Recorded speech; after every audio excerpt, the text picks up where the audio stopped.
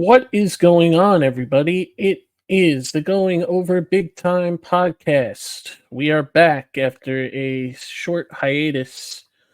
Um, I am Mike Charlip, and I am being joined once again by my co host, Alan the Cantastic.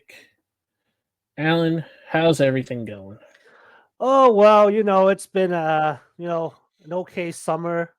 Had a number of things have been happening, but I guess personally and Mm-hmm. professionally. So Yep. apologies to the listeners and the viewers out there. We kind of like got caught up with personal lives, so we kind of took a hiatus a bit for the last couple of weeks. Yeah. Um, we are now back at it. We are going to be reviewing AEW All In, London, Yep. from Wembley that just concluded this past Sunday, the 25th. Hell of a show, Mike. I thought it was a pretty solid show. I love the idea of pay-per-views at 1 p.m. in the afternoon and ending at 5. Yeah, I would be on board with that happening in America, honestly. Yeah. Honestly, like, why don't they do that more often? Like, we get like an evening, we get our evenings back. And even if it is on a Sunday, like it's if this show is on at 8 o'clock and ended at 12 the day before work, it would just feel shitty. Like, Yeah, like I also AEW has been kind of pivoting between Saturdays and Sundays, and I'm like, is there a pattern here? Because I don't really notice. well, Because it the next appears one, WWE kind of claims Saturdays. oh, because I my understanding is okay. Let's see, All Out's on the Saturday, Wrestle Dreams on the Saturday. I mean, I think they were able to get those spots because WWE isn't hosting anything. Full Gear is on November 23rd, which is a Saturday. Well, So you have to think that maybe some of that is coinciding with the football schedule. that is Uh also a possibility. the NFL, Yeah. obviously, if the Jaguars have a Sunday game or a Sunday night game, then Tony Khan can't be in two places at once. Yeah, Um, that's a good point. I s- keep forgetting, I've always known Tony more as the guy who runs AEW. I keep forgetting he has like a football club he's and he yeah, runs a football he runs a football club and a football team. So American and European. yeah, it's like, oh, I should have just said he runs 2 football teams, so figure it out yourselves, people. Yes. Well, he's part of the staff of the Jaguars. He doesn't necessarily run the day to day. I think he's like the head statistician or something for their team or something. I I know he has some kind of role in the office, but he's not like the owner. His dad's the owner. Um, Oh, okay.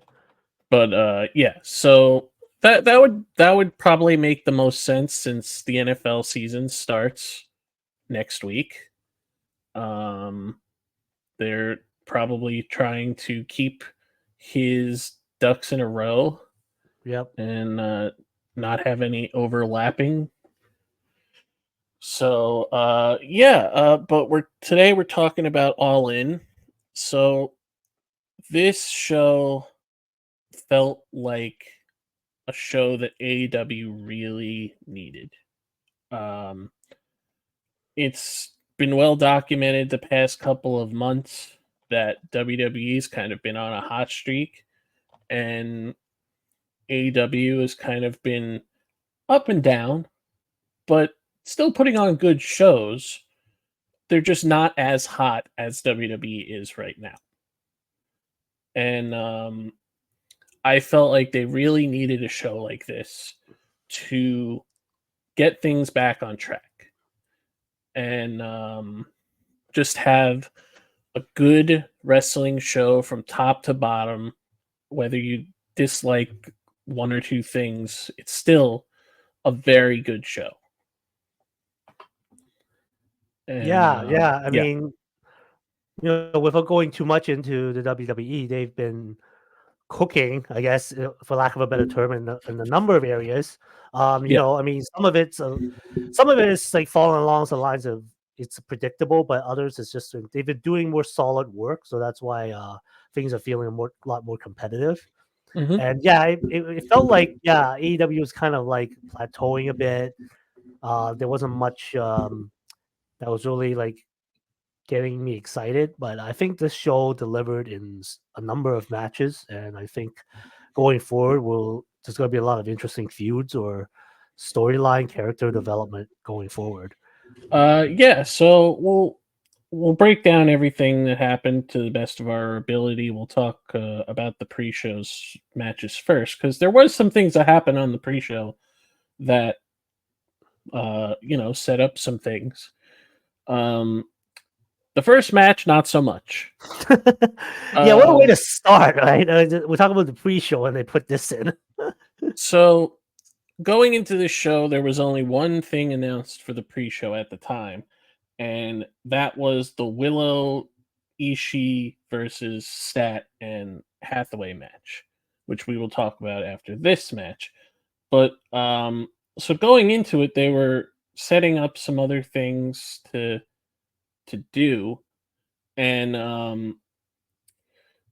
one of the things that they announced day of the pay-per-view was a 16-man tag match, which saw Tommy Billington, Kip Sabian, Rocky Romero, Kyle Fletcher, Leo Rush, Action Andretti, and Top Flight versus Jay Lethal, Satnam Singh, Anthony Agogo, Arya Davari, Private Party, and Dark Orders Silver and Reynolds. So none of Yeah, these people have been interacting in any way, shape, or form. This was just a hey, you guys have been doing a lot of great work. Let's get you on the pay per view, or at least before the pay per view. I mean, Kip Sabian has been doing stuff, but not with anybody in this match. yeah.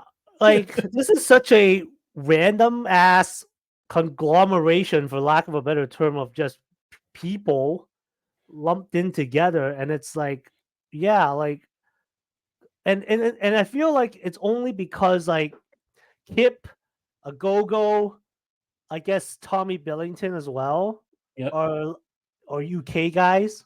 yep, Fletcher's Australian, but you know, that's still sort of like British E. But anyway, yep, yeah, this is like almost an exhibition match with like 16 men, but for like really the benefit of three yeah. people.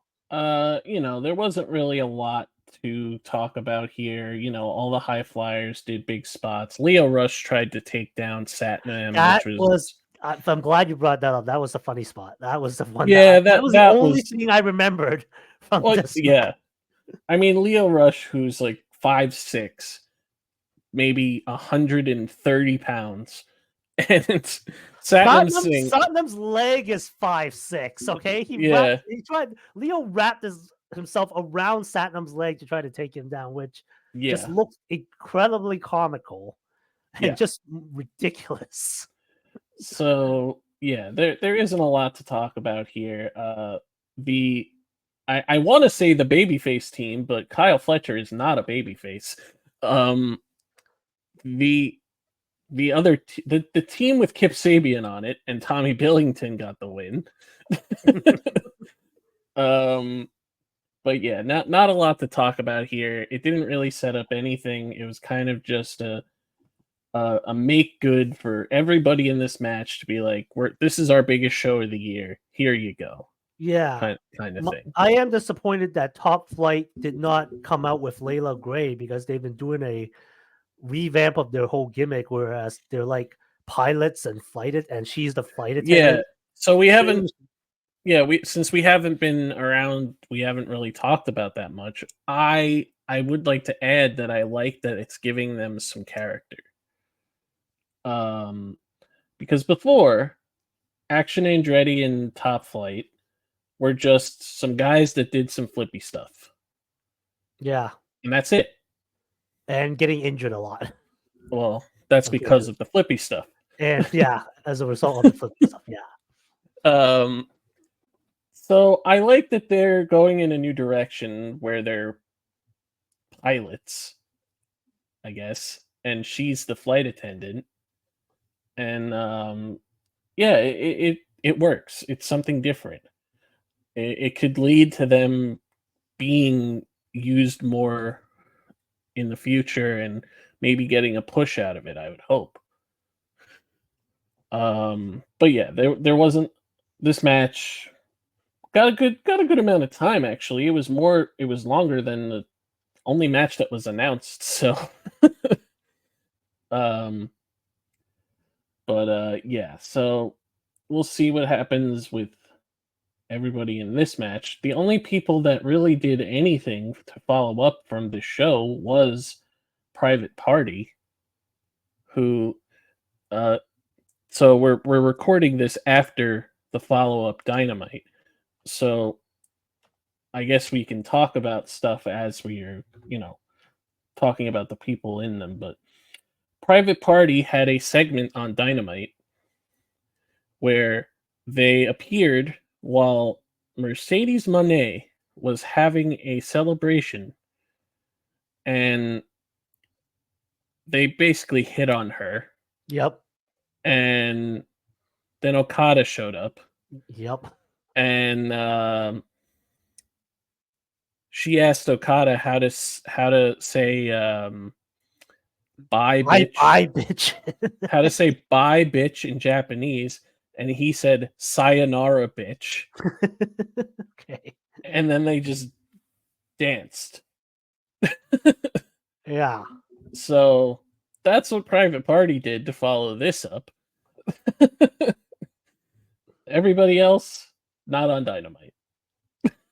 Nope. Because most of them are either Collision. Oh well, no, Kyle Fletcher. Kyle Fletcher is. Kyle Fletcher had a very good match. So we'll talk about him. Yeah, we'll talk about him later. We'll talk about him again later. So the next match, and as mentioned before, was the only match that was originally announced for the buy-in. It's Willow Nightingale and Tomohiro Ishii taking on Chris Statlander and Stokely Hathaway. Yeah. And this match kind of went exactly how we all expected. It was Chris and Willow going at it for the majority of the match, while Ishii and Stoke just sat on the apron. I mean, the first half of the match, Stokely wasn't even on the apron. So yeah, he's not an active wrestler, so not a surprise. I mean, he's wrestled a bunch. He's got like 50 plus matches under his belt. But yeah, yes, but most of his run here in AEW has been as a manager. Yes, as a manager. It's one of those situations where the manager is putting the match. It's like Paul Heyman being put in the match, and everybody is expecting Jimmy Hart, Bobby something or get hit. Yeah. So yeah, that's what this was. But so Chris and Willow, always work well together. Looked good in there as always. Ishii got a good payday for sitting on the apron for a while until they finally tagged in. And Stokely did the thing that all managers do in this role when they're forced to wrestle, is they try to get in some offense, and it doesn't have any effect. Yeah. And he started chopping Ishii's chest, and he just standing there like, and it of course it led to Statlander getting some shots in on Ishii, which actually rocked him, which was hilarious. Yeah. And Stokely trying to capitalize on that by doing like a suplex or a body slam, and it just failing miserably.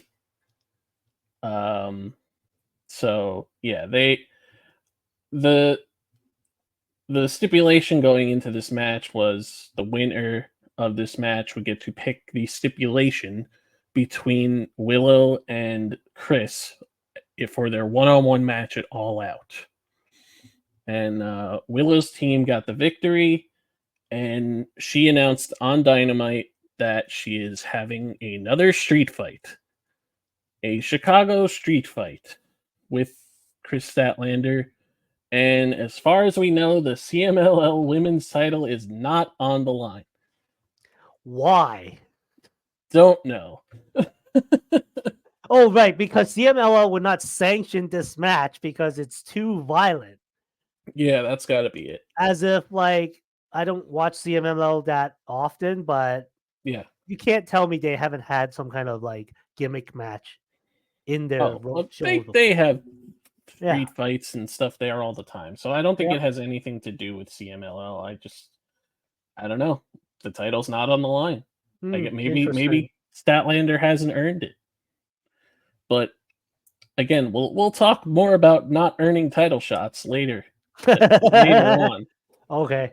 So yeah, this match was fun. It was what you expected. It was only 8 minutes, and it did what it was supposed to do.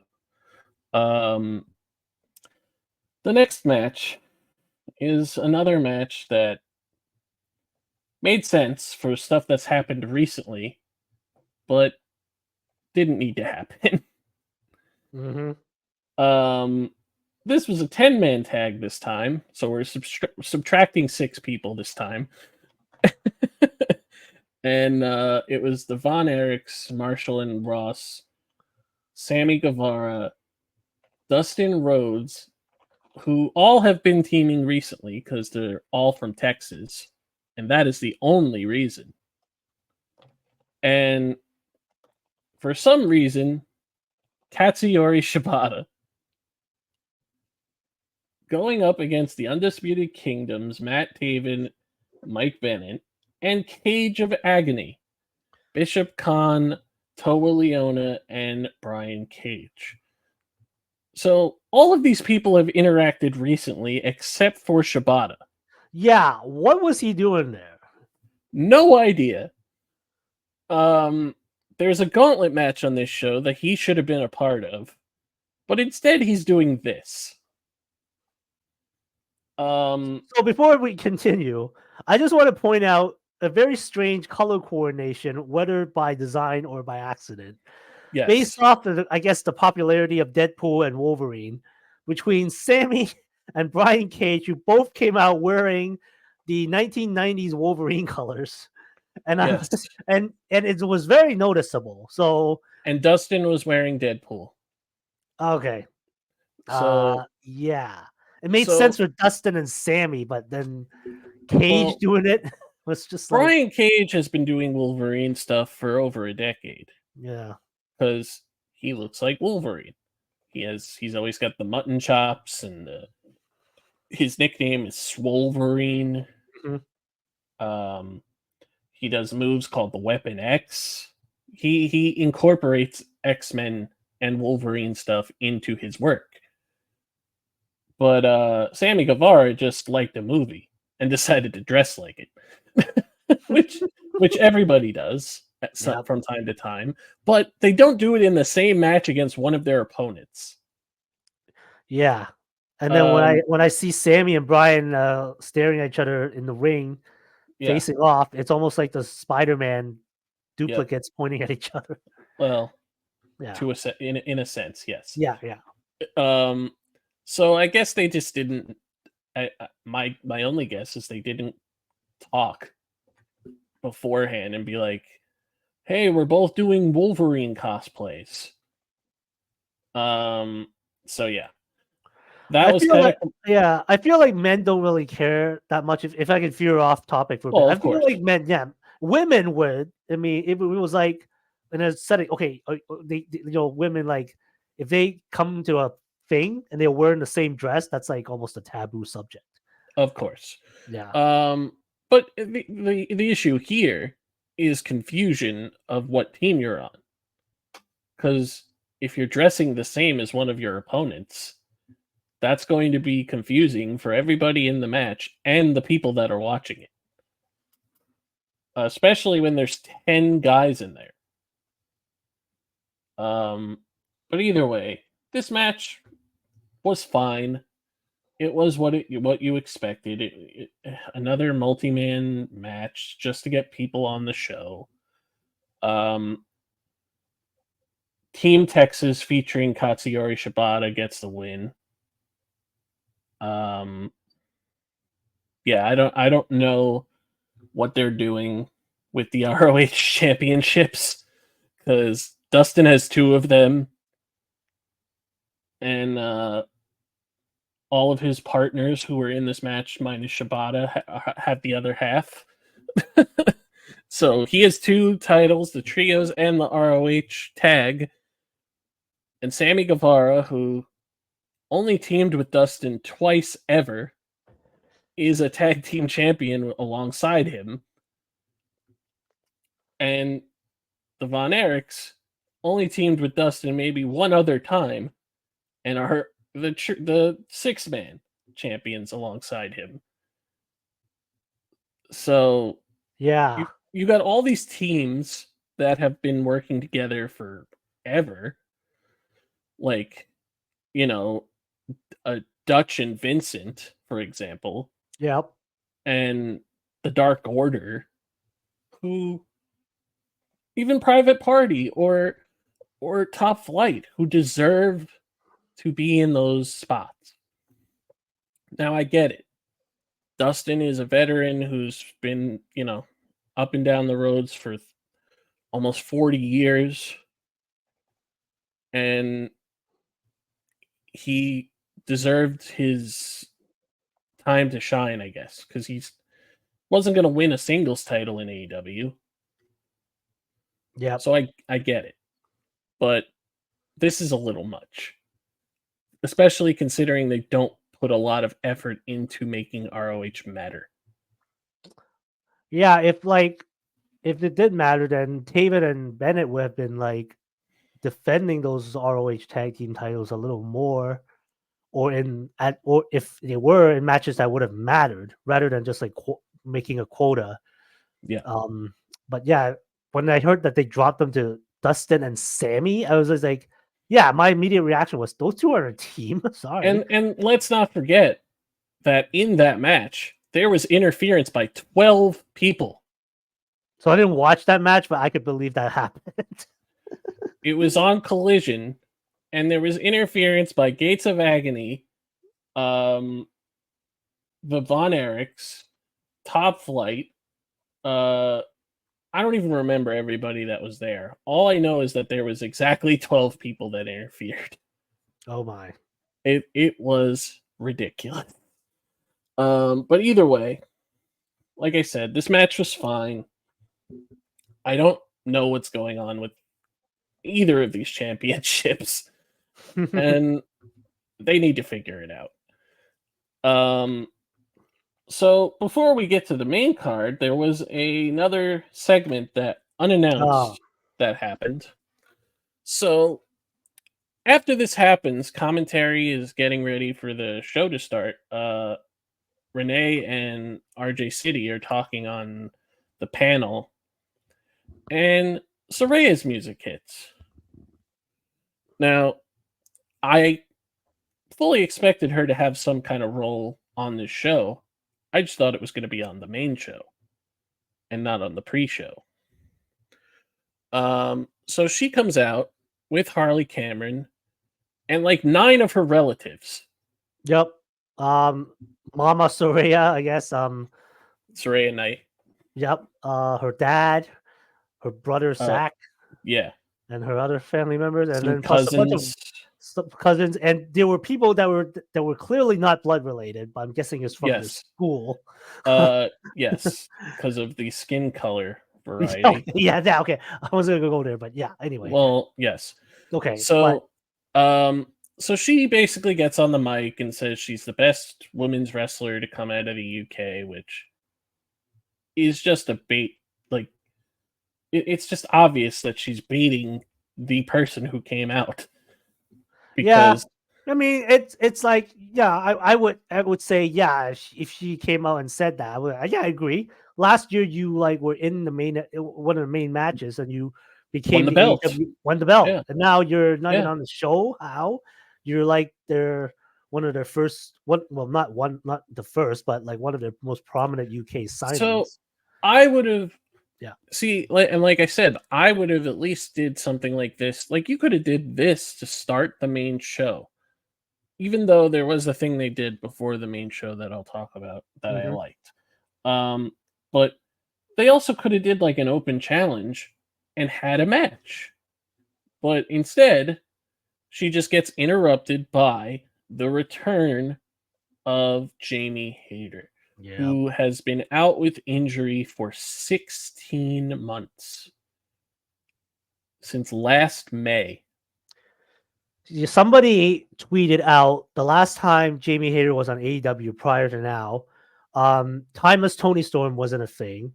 CM Punk was still suspended after Brawl Out 2022. Yep. There was like a whole bunch of things that had not happened yet. By the time she got back, it's like a completely different landscape, right? The So Young that Bucks that was the point. were not pricks. Okay. uh let's see. Kenny Omega was around. Um yeah, a lot. Jericho was not crazy. A lot of things were different the last time Jamie was Yeah. around. So yeah, Jamie comes out looking better than ever, and she gets in the ring and immediately just starts a brawl and beats up everybody, including the men. And Saraya runs away.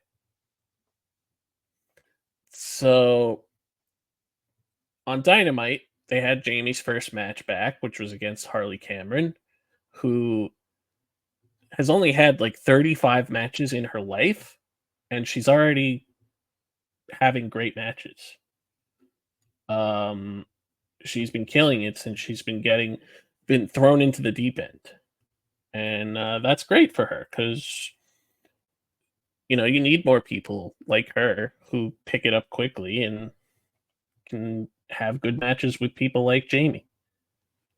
So yeah, that was a fun match on Dynamite, but this segment kind of came out of nowhere, and it did its job, which was to get Jamie back and to have her have a moment in Wembley, which she didn't get to have last year. So right after this happens, they start doing the entrances for the opening match on the pay per view, which was a great idea because instead of starting the show and then having 12 people walk to the ring, Yep. you had 12 people walk to the ring before the show started. I thought that was a great idea. And they need to do more things like that because it also just keeps the show from being even longer. Yeah. So yeah, with that said, our opening match on the main card was a fatal four-way trios ladder match. For the AEW World Trios titles. Yes. So in this match, you had a story going into it, which was kind of stupid. But Christian Cage and the Patriarchy came in as the champions because the Bang Bang Gang, who were the champions at the time, were stripped of the titles because Jay White was injured. But instead of letting Juice Robinson just take his place, they stripped them of the belts and then had a trios tag match where the Patriarchy just won. I don't understand why you couldn't just do that without stripping the champions. Why couldn't we just have the match? Why did we have to strip the champions? Yeah, I didn't understand that because for the longest time the Freebird rule across companies was widely accepted, and then suddenly they just Oh, changed. and Like, let's not forget the multiple times that somebody subbed in for Adam Cole to yeah, defend the ROH tag titles. right. Somebody who wasn't even their friend. Yeah, and and like I don't know whether you said it or someone else said it, but like try to keep things. We need to make things consistent. Yeah. If you're gonna have a brand split, keep them on the brands that they're assigned to. Well, yeah. If Yeah, you're gonna, if you're gonna accept the Freebird rule, at least ex- apply it. Don't just like yeah. cherry pick here and this is makes sense here and like. So Oh, I don't know. but we want to do this in this story, and we want to do this in this story. It doesn't make sense. So, at the same time, House of Black is also feuding with the patriarchy. The patriarchy took out Buddy Matthews, um, and then when he returned, they targeted the patriarchy right away. Then the Bang Bang Gang and the patriarchy have a number one contenders match with Christian as the ref, where he just caused a double countout or a double DQ, so nobody would win, which resulted in them making a triple threat. But instead, they're like, oh, let's add a fourth team. And they kept it a surprise until the collision right before the pay per view, where Top Flight took on the team of, and the people that ended up being in this match, Claudio, Wheeler Yuta, and Pac, which makes no sense. Well, on screen it doesn't make sense, but if we are following the news going on backstage, is that the Penta Zero Miedo and Ray Phoenix, the Lucha Brothers, look like they're on their way out of AEW Yes. and signing with WWE. Well, So my understanding was the original plan was that the Death Triangle was going to regain the trios titles. But now since Pac's two partners are leaving, yeah. I guess he wanted to still give Pac the title. So they found two other partners for him. Even though I missed a couple of episodes. I'm trying to wonder how did Pac end up like teaming with Claudio and Wheeler. I heard there was something about how Pac I'm pretty sure Pac and Claudio had a match, and I guess what they found mutual respect with each other. Or? No, it never happened. Oh, they never had the match. Okay, Pac got hurt. Oh, sorry, I must have missed that. I thought it Unless they happened. did, I don't recall. But either way, Yeah, I don't remember if the match happened or not. But regardless of the fact, they never reconciled on screen, and there was never anything done on screen to say, "Oh, Pac is teaming with BCC guys in this match." That even though they have never teamed before and are fighting for an opportunity at a title that they did not earn to be in. They just decided randomly that Top Flight is going to face this team that they've never faced before, that's never teamed before, for a shot at being in the ladder match. And of course, the team that had never teamed before won the match and would end up in this ladder match. So this match was a lot of fun.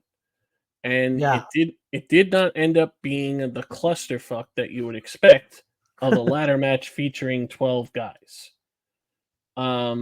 It was well planned out. The spots were all pretty good and not that dangerous.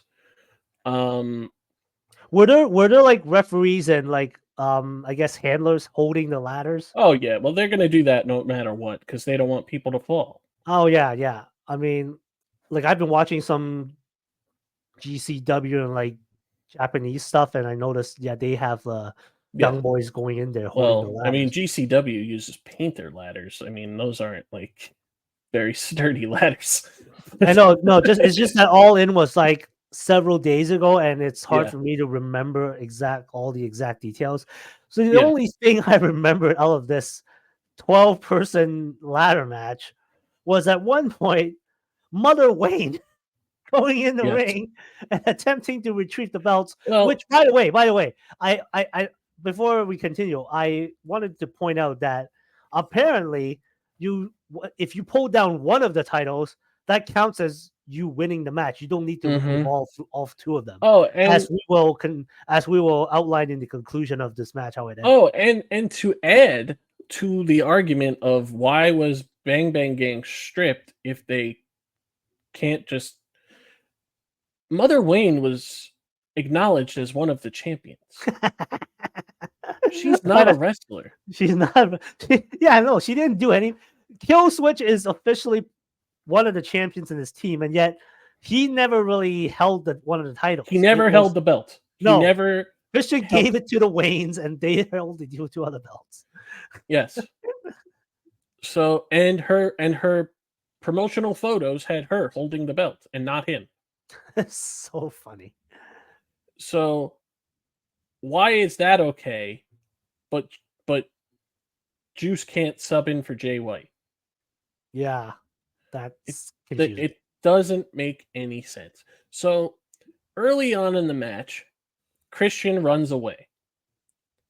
Literally runs Yeah. away Oh yeah.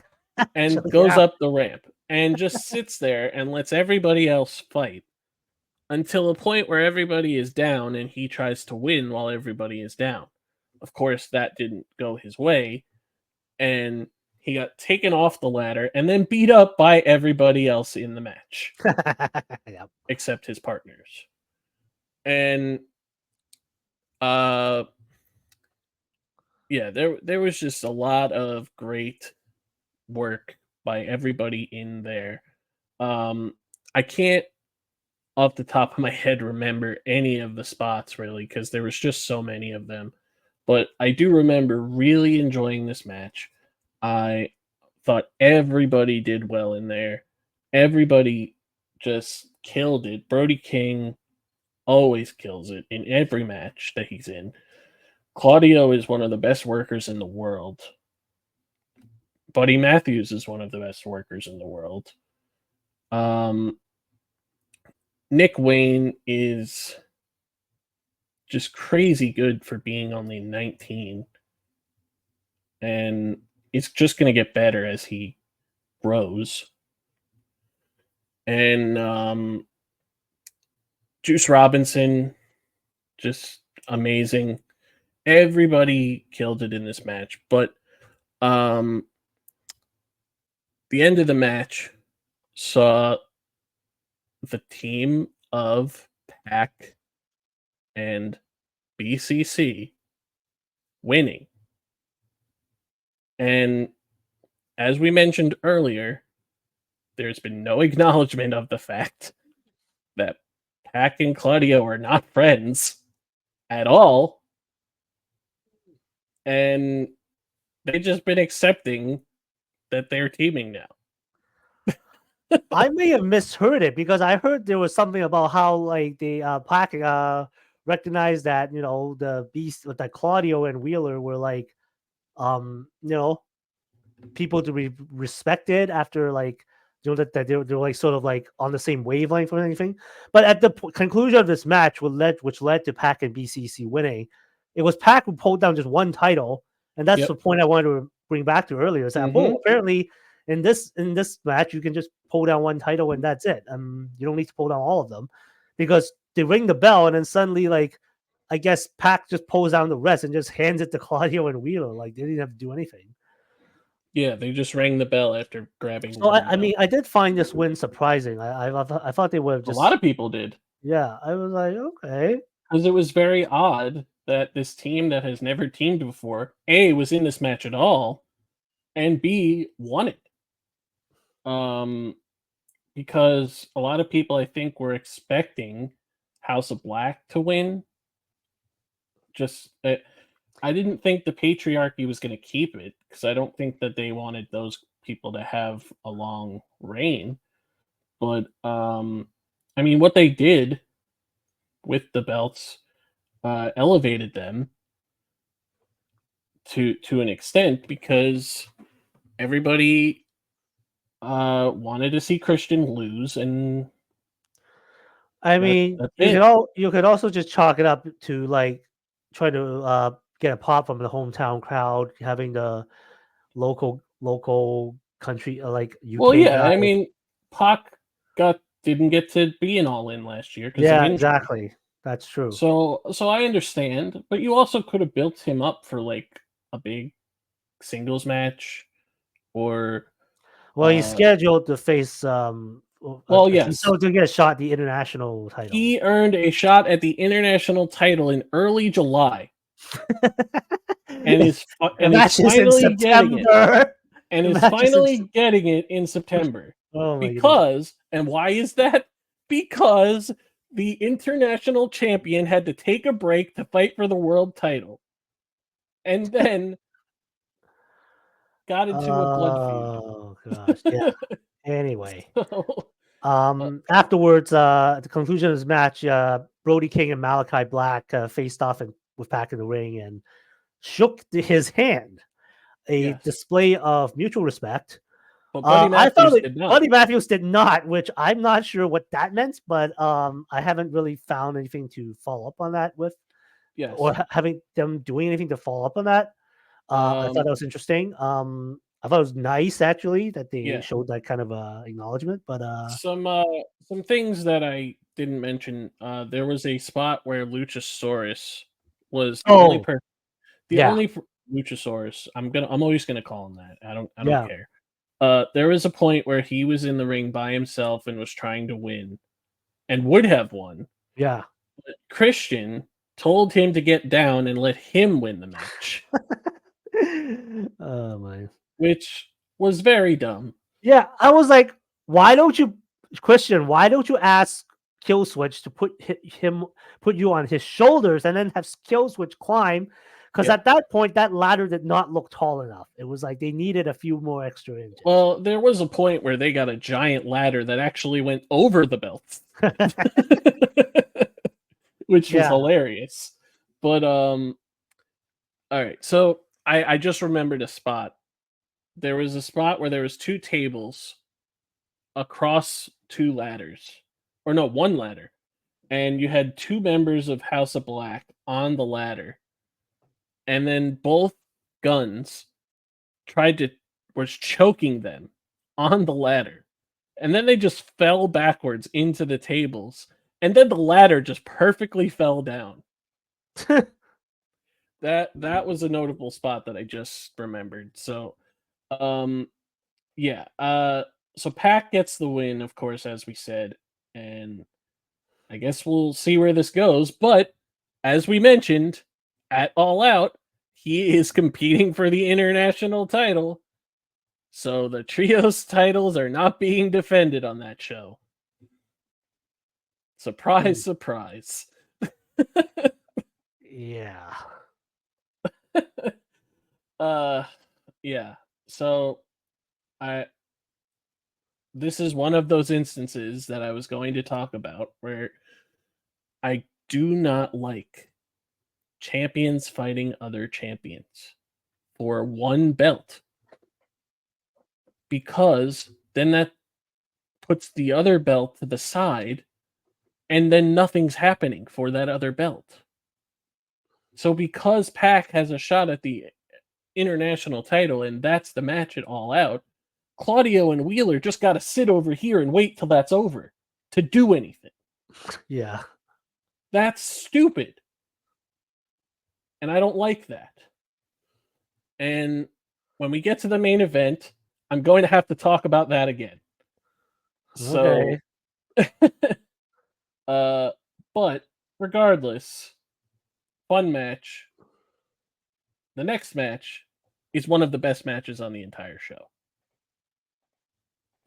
It is a match that has been building since February and a match that is a first time ever match in a story that everybody loves, has loved from day one. Mariah May versus Timeless Tony Storm for the AEW Women's World Championship. So, in the past, we've talked about the build of this story and how we got here and how great the story built in the months getting here. The match to follow all of that build did not disappoint. This match was so much fun from top to bottom, and Mariah May, who is from the UK, Tony Storm, who is half Australian, half UK. Mariah's mom was in the front row, and she would play a factor in the match later, which I'm very confused about. But so there was a point during the match where they're fighting outside the ring, and uh, Luther, who is back for the first time since Mariah's turn, um, gets in Mariah's face, and she slaps him, and then she walks a little past him and slaps her own mother for no reason. Nah, yeah, they were like, why? Even if Yeah, like you're a heel, you're in your home country, and that's your mom, and they never really follow up on that. yeah, So what I would have expected was after her mom was slapped, she would have like left the front area, but no, she stayed yeah. for the whole match. So it was kind of confusing. Uh, okay, yeah. It wasn't a slap; it was a drop kick to Luther. But Oh, yeah. So she slaps her own mother, and then Tony Storm consoles Mariah's mother and like hugs her and puts her head on her bosom, okay. which is a thing that she was doing with Mariah. um, yeah, just a very odd spot there, which that just didn't make sense to me. Um, but as this match built, Tony Tony did a Storm Zero on the steel steps at one point. Um, there was a lot of brawling, like back and forth, like hitting each other back and forth, and the crowd was just super into this match because of how well the story was told. And Mariah wins the match when she beats Tony with her own move and hits the Storm Zero. And Mina Shirakawa was in the crowd watching the match. Uh, and Mariah's mom was watching, holding her face while Mariah was celebrating. Um, we never got anything about that after the fact, but I think I want to mention the way the last few moments of the match concluded. mhm. Because at one point, Tony Storm had Mariah's heel, the one that Mariah used Oh to like yes, basically jab Tony's forehead and cut her open yep, at the conclusion of the Owen Hart tournament when she did her turn. And Tony was like about to hit her, and she was going to, but she had this like, such a cinematic pain look on her face, and then at the last moment, she just like, I can't do it, I can't do it, and that really cost her the match because yep. that's when Mariah got the And upstanding. the whole build to I mean, she's been saying for the entirety of being this character to watch for the shoe, and she didn't do that. And then she refused to use it, and that ended up being her downfall. So Mariah is now the champion, and absolutely killing it in every aspect, ring work, character work. She said in interviews that she was going to celebrate by wearing no clothes and 2 championships. Um, she did something similar on Dynamite where she was wearing lingerie and the belt, and she said that the crowd didn't deserve her actual celebration, so she just left. She didn't, and she also didn't answer questions at the presser. She came out and read a eulogy at the presser for Tony Storm, and then asked if they had any questions, and then she said, "Too bad, I'm leaving." Yep. Um, so yeah, they're all in, no pun intended, on Mariah May, and I couldn't be happier because she's absolutely killing it. And we'll see what's going to happen with her. I don't know if she's going to have a match at All Out. We'll Um, also eventually find out what happened to Tony Storm because after she lost, she just kind of looked completely distraught and looked almost confused, and she just disappeared. We were told that she disappeared into the streets of London and hasn't been heard mhm. from since. And so So we've talked about in the past how I would love if when Tony Storm finally returns from whatever hiatus she's going to go on now, and she's back to the old Tony Storm and does not acknowledge timeless Tony Storm happening at all. it's, it's like, what are you talking about? What is this tits Yes. up stuff? What are you Like talking about? she comes back and she's just been gone. Like she acts like she's just been gone for 9 months. Yeah. Like the Like last thing she remembered was like a year and a half ago or whatever happened. she Whatever thinks how long. that her and Saraya are still friends. Yeah. And like something like I want that. I think that would be great because obviously we know Tony Storm can pull it off because she's good at anything, but her character work has been off the charts in the last year. So I hope that they do something like that. I don't know if the timeless character has run its course. I don't think it has, but I just think it would be interesting if they did that. All right. So unfortunately, we have to talk about the next match. And this is probably the worst match on the entire card, as expected. It is the last chance FTW championship match. Hook versus Chris Jericho. So, Alongside Big Bill and Brian Keefe. You might as well say them because yes. this was pretty much a 3-on-1 match. Well, yes, I was going to mention that because it's FTW rules, Hmm. Brian Keith and Big Bill are just involved the entire time.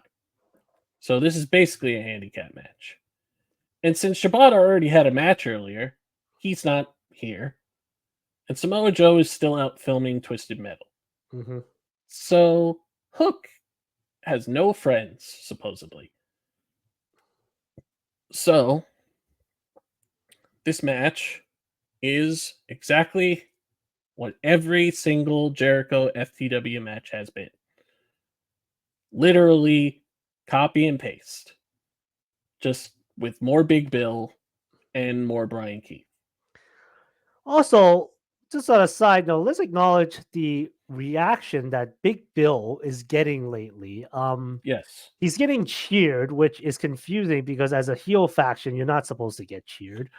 On Well, the Dynamite after All In, he was asked about this by Renee, and he said some weird metaphor about how like the leaves are changing color, and so mhm. we'll expect the color to change soon. He was So it wasn't trying like his yeah, hardest. He was trying his hardest to get booed at he Collision. cannot, Like he just couldn't. and I'm And like, it, I think it's the fans acknowledging that he is better than this, and they how know stupid this gimmick is. that they want him to do better because we know that he can do better. I mean, he's a former champion, former tag team champion in AEW.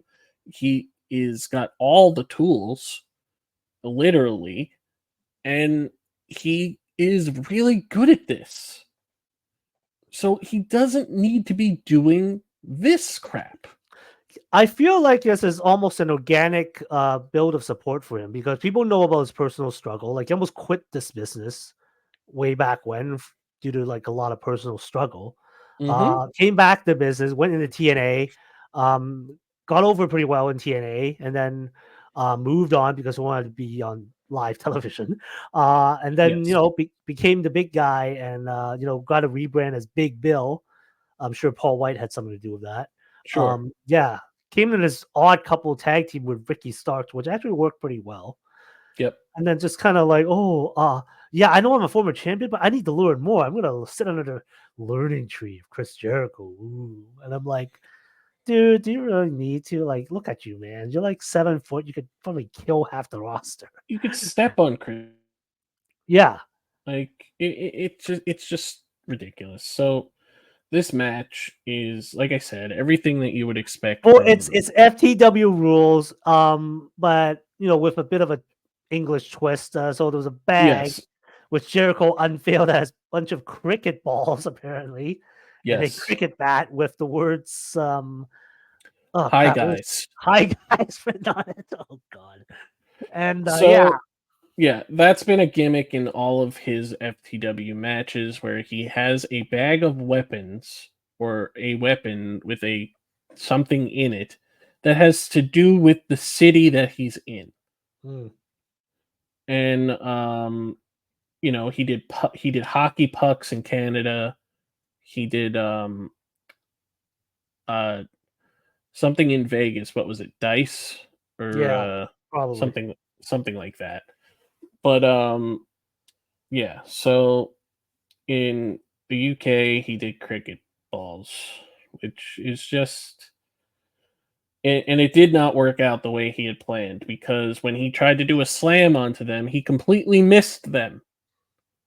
And Hook had to sell it like he fell on top of them, but he didn't. And at one point, Hook gets control and just throws them at Chris Jericho. Like he threw like three of them that hit him like directly in the ribs. um. So yeah, at some point, Hook is just getting taking care of everybody, but Brian Keith is still kind of lurking. And while he has the red rum hooked in on Chris Jericho, Brian Keith is on the apron hmm and doesn't do anything. He just stands on the apron. Yeah. I think And what you're about to say. I was gonna say something, but you go ahead. okay, no, say your thing. Yeah, so throughout this whole time, Hook's father, Taz, who is one of our commentators here, acknowledge, yeah, I know what FTW rules are. I made the rules, but this is fucking ridiculous. I mean, I don't think he was when he made the rules, Taz wasn't envisioning like just basically a 3-on-1 beatdown. So at that point, when Brian keeps on the apron and like he's about to do something dastardly again for on behalf of Jericho, Taz comes. He says, "Okay, I can't just sit here." And then he takes his. You know what's going to happen? He takes off the headphones.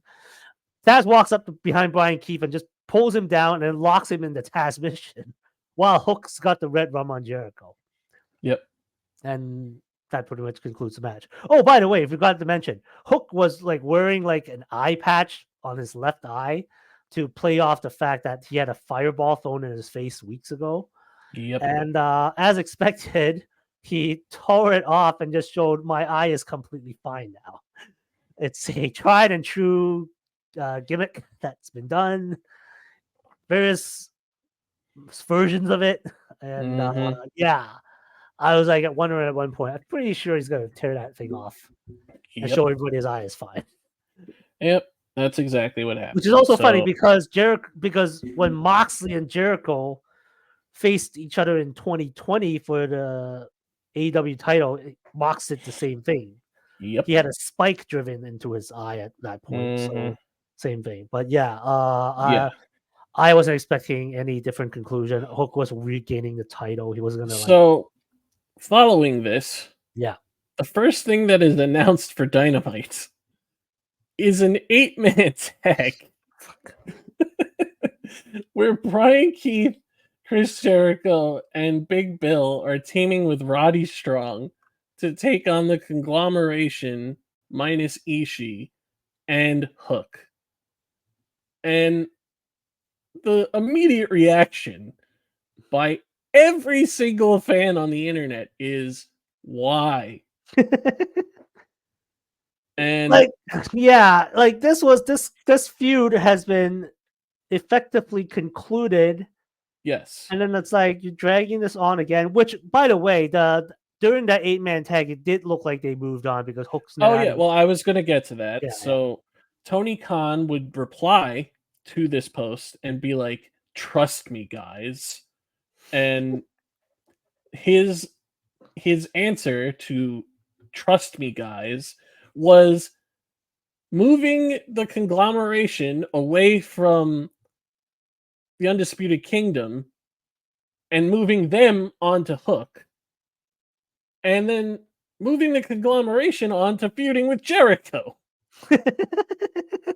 So It's the old switcheroo.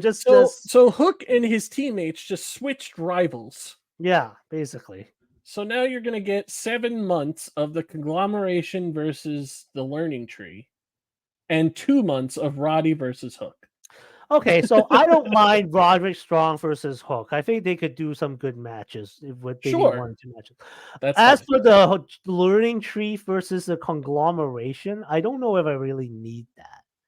Well, I don't think I mean, anybody really I even needs that. like, I mean, if the only thing that'll make it interesting is if they try to entice Big Bill to leave Jericho and join their group because, like, Yeah.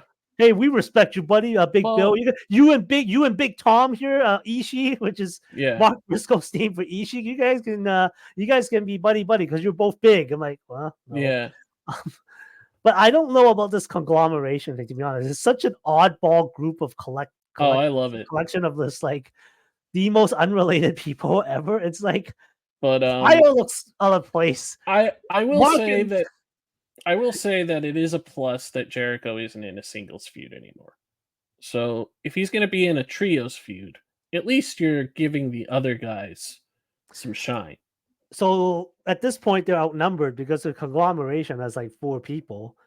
I Well, mean, if Jericho wants to like do a throwback to the days when he was feuding with Orange Cassidy and like Orange ruined his $7,000 jacket in that Mimosa Mayhem which match, he did acknowledge. which I tweeted out. The Mimosa Mayhem match was like 2 or 3 Jericho character changes ago.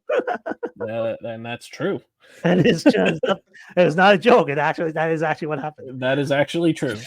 So yeah, Hook versus Jericho is finally agonizingly over. Finally. Ugh. And I think it's time that Jericho has a feud that lasts less than like his feud with Adam Cole was only a month. And every other feud that he's ever had has been like 6 or 7 months long. Hmm. It does not need to be that way.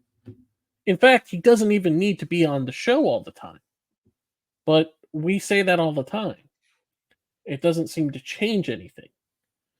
So we'll see what happens with all of these people involved in this going forward. The next match is a match that honestly nobody wanted. And that's sad.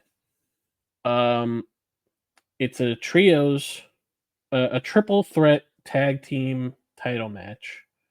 The Young Bucks defending against FTR and the Acclaimed. So the Acclaimed should not have been in this role. So FTR was injured during the build to Blood and Guts. And I fully believe that they were supposed to be the team that was in that and not the Acclaimed. So the Acclaimed were kind of slated into this spot of feuding with the Young Bucks when nobody wanted that. Nobody wanted to see the Acclaimed in a prominent role. The Acclaimed has kind of come and gone. People are kind of sick of Max Caster. People want to see Anthony Bowens on his own because they know that he's the worker and he's the better all-around talent of the two. And I don't need to see Billy Gunn in a wrestling ring anymore. And yeah, so the Acclaimed ended up earning a tag title shot, which they ended up getting after Blood and Guts on Dynamite. But FTR, who came back on a random collision to help Tommy Billington against the Callis family one time because the Callis family didn't have any more members after that happened because Takeshita went to Japan and everybody else is hurt except for Kyle. So that was a one-time deal that resulted in nothing. And FTR just decided, oh, we want the Young Bucks again because we want our tag team titles back. So effectively, the Acclaimed were offended by this because FTR didn't earn it and they did, even though the Acclaimed shouldn't have been in that role in the first place. So when the Acclaimed finally get their title shot, FTR ruins it, which results in those two teams going at it for a couple of weeks. Max does his usual low-hanging fruit jokes in his raps. Oh yeah, he out and out said the penis word, and yeah. I was like, oh wow. I mean, I wasn't even expecting him to go there, but anyway. Then those two teams had a time limit draw in the number one contenders match, which of course we all saw coming to set up this triple threat. That match was fine, but nobody cared about it because nobody wants to see the Acclaimed in this role. Again, I feel bad for Anthony Bowens because Anthony Bowens is so good and he's just being held back in still being in this team. But this match was fine. It just is like, can the Young Bucks do something else? And there was a period when FTR came to AEW where it was like, oh, I can't wait to see FTR versus the Young Bucks. And now it's gotten to a point where I never want to see it again because it's happened so frequently. And they faced last year at All In and had a much better match. But this match was fine for what it was, but it was just whatever. The Young Bucks had Sergeant Pepper gear, which that was pretty cool. But yeah, there wasn't a lot to this match. It was kind of what you expected. A lot of back and forth, and we've talked about this in the past. I hate when they have multi-team tag matches and only two people are legal. Yeah, I hate if that. this is a triple threat tag team match, why don't you have 3 guys in there and they exactly just tag? They just tag your own partner. Like, yeah, because like they have these rules where you can tag anybody. It's just like I don't get it. Yeah, it's stupid. Nobody, and this has been a thing that everybody talks We gotta about. Like, we gotta find an actual wrestling referee and ask him these questions. I have been trying to get. I emailed Frank Gastineau from TNA and he never replied back, unfortunately. And I don't know anybody else. We're working on getting guests on this show. We haven't been as successful as we would like, but down the line, I'm sure it'll happen. So there was a spot in this match where Max Caster and Matt Jackson did the EVP trigger together on Dax. Yeah. Oh no, I think it was Cash. But yeah, it was just so like I get it. I get it. All three of these teams are going at it. The belts are on the line. But nobody wants to see any of these teams interact anymore at all. We want to see other teams get opportunities, and we mentioned some of them earlier. Dutch and Vincent, for example. Silver and Reynolds. Top Flight deserves to be in a bigger role.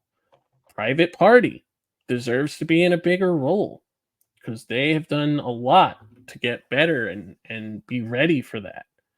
I mean, they beat the Young Bucks in the inaugural tag title tournament, and haven't been used to their potential since. And a lot of that comes down to injuries, but they're healthy.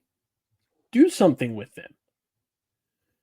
And again, it's a thing that a lot of people are talking about. The tag team division used to be the thing in AEW, and now it's at the bottom.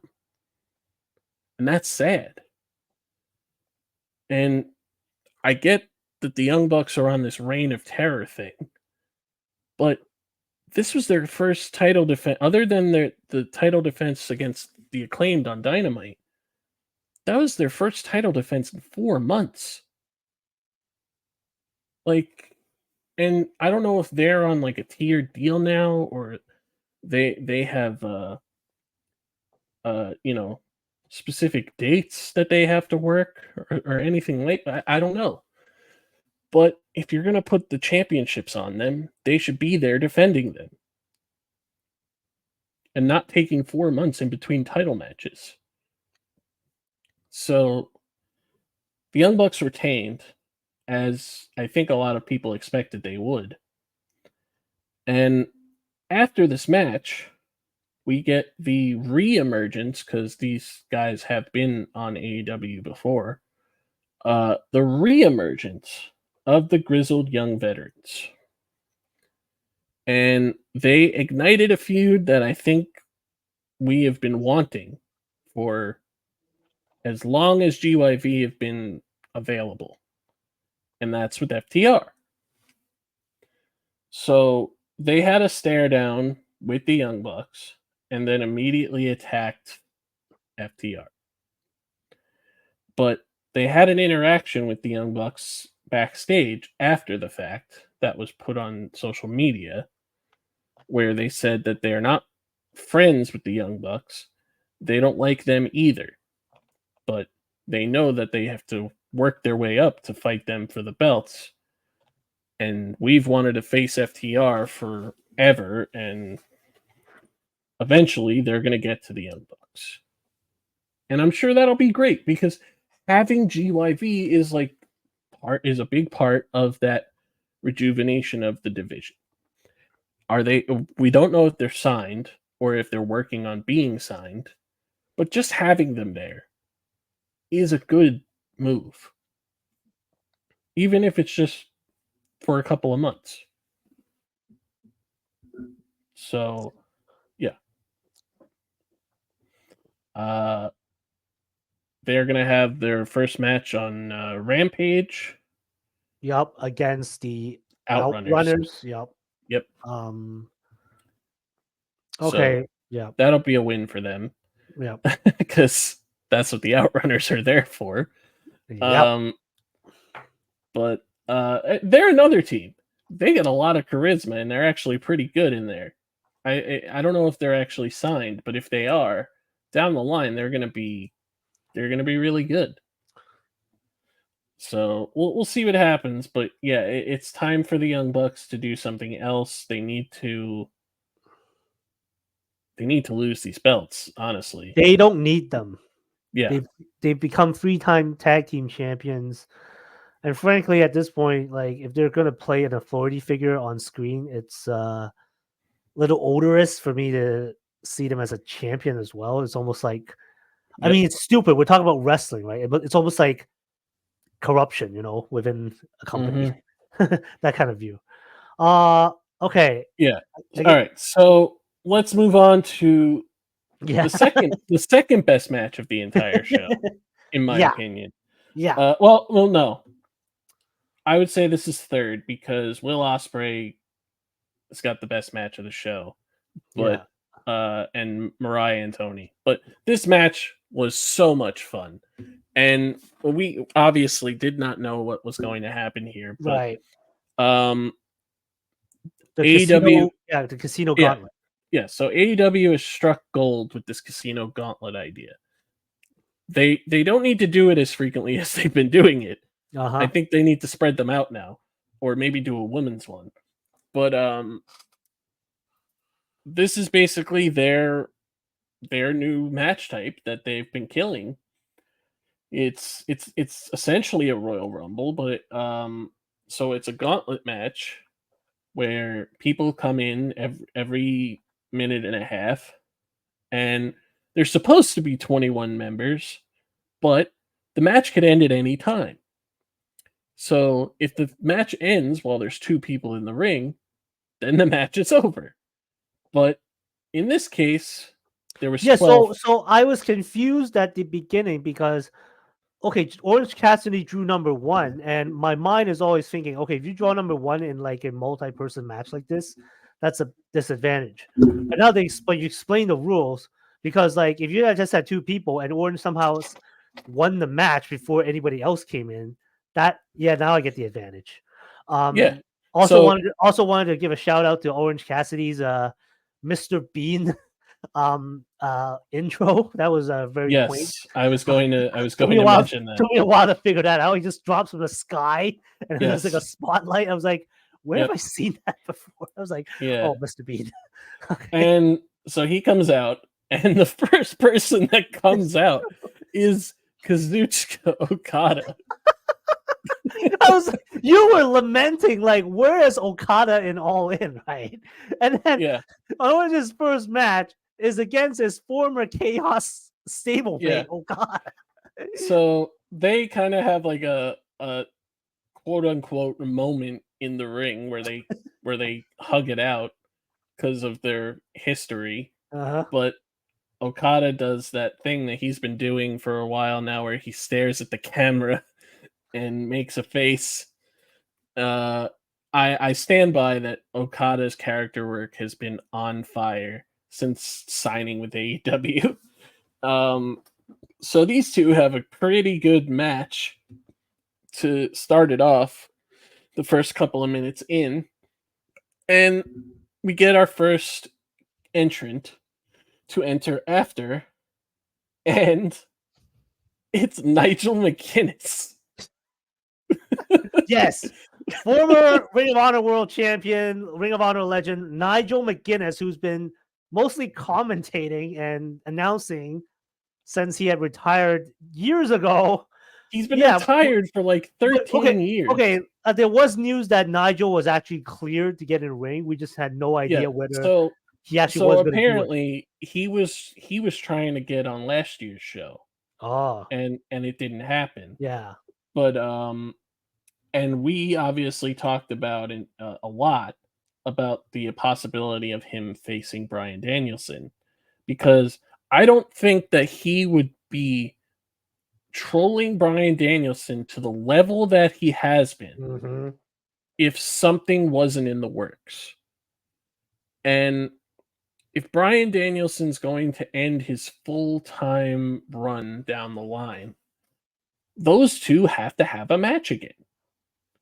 And now that he has proven that he's essentially back, I don't know how often he's going to wrestle, or if he's ever going to wrestle again after this. I mean, he looked great in there. He he he looked like he was in the best shape of his life. He's Dijak thought he looked like Dominic Dijakovic. that was funny.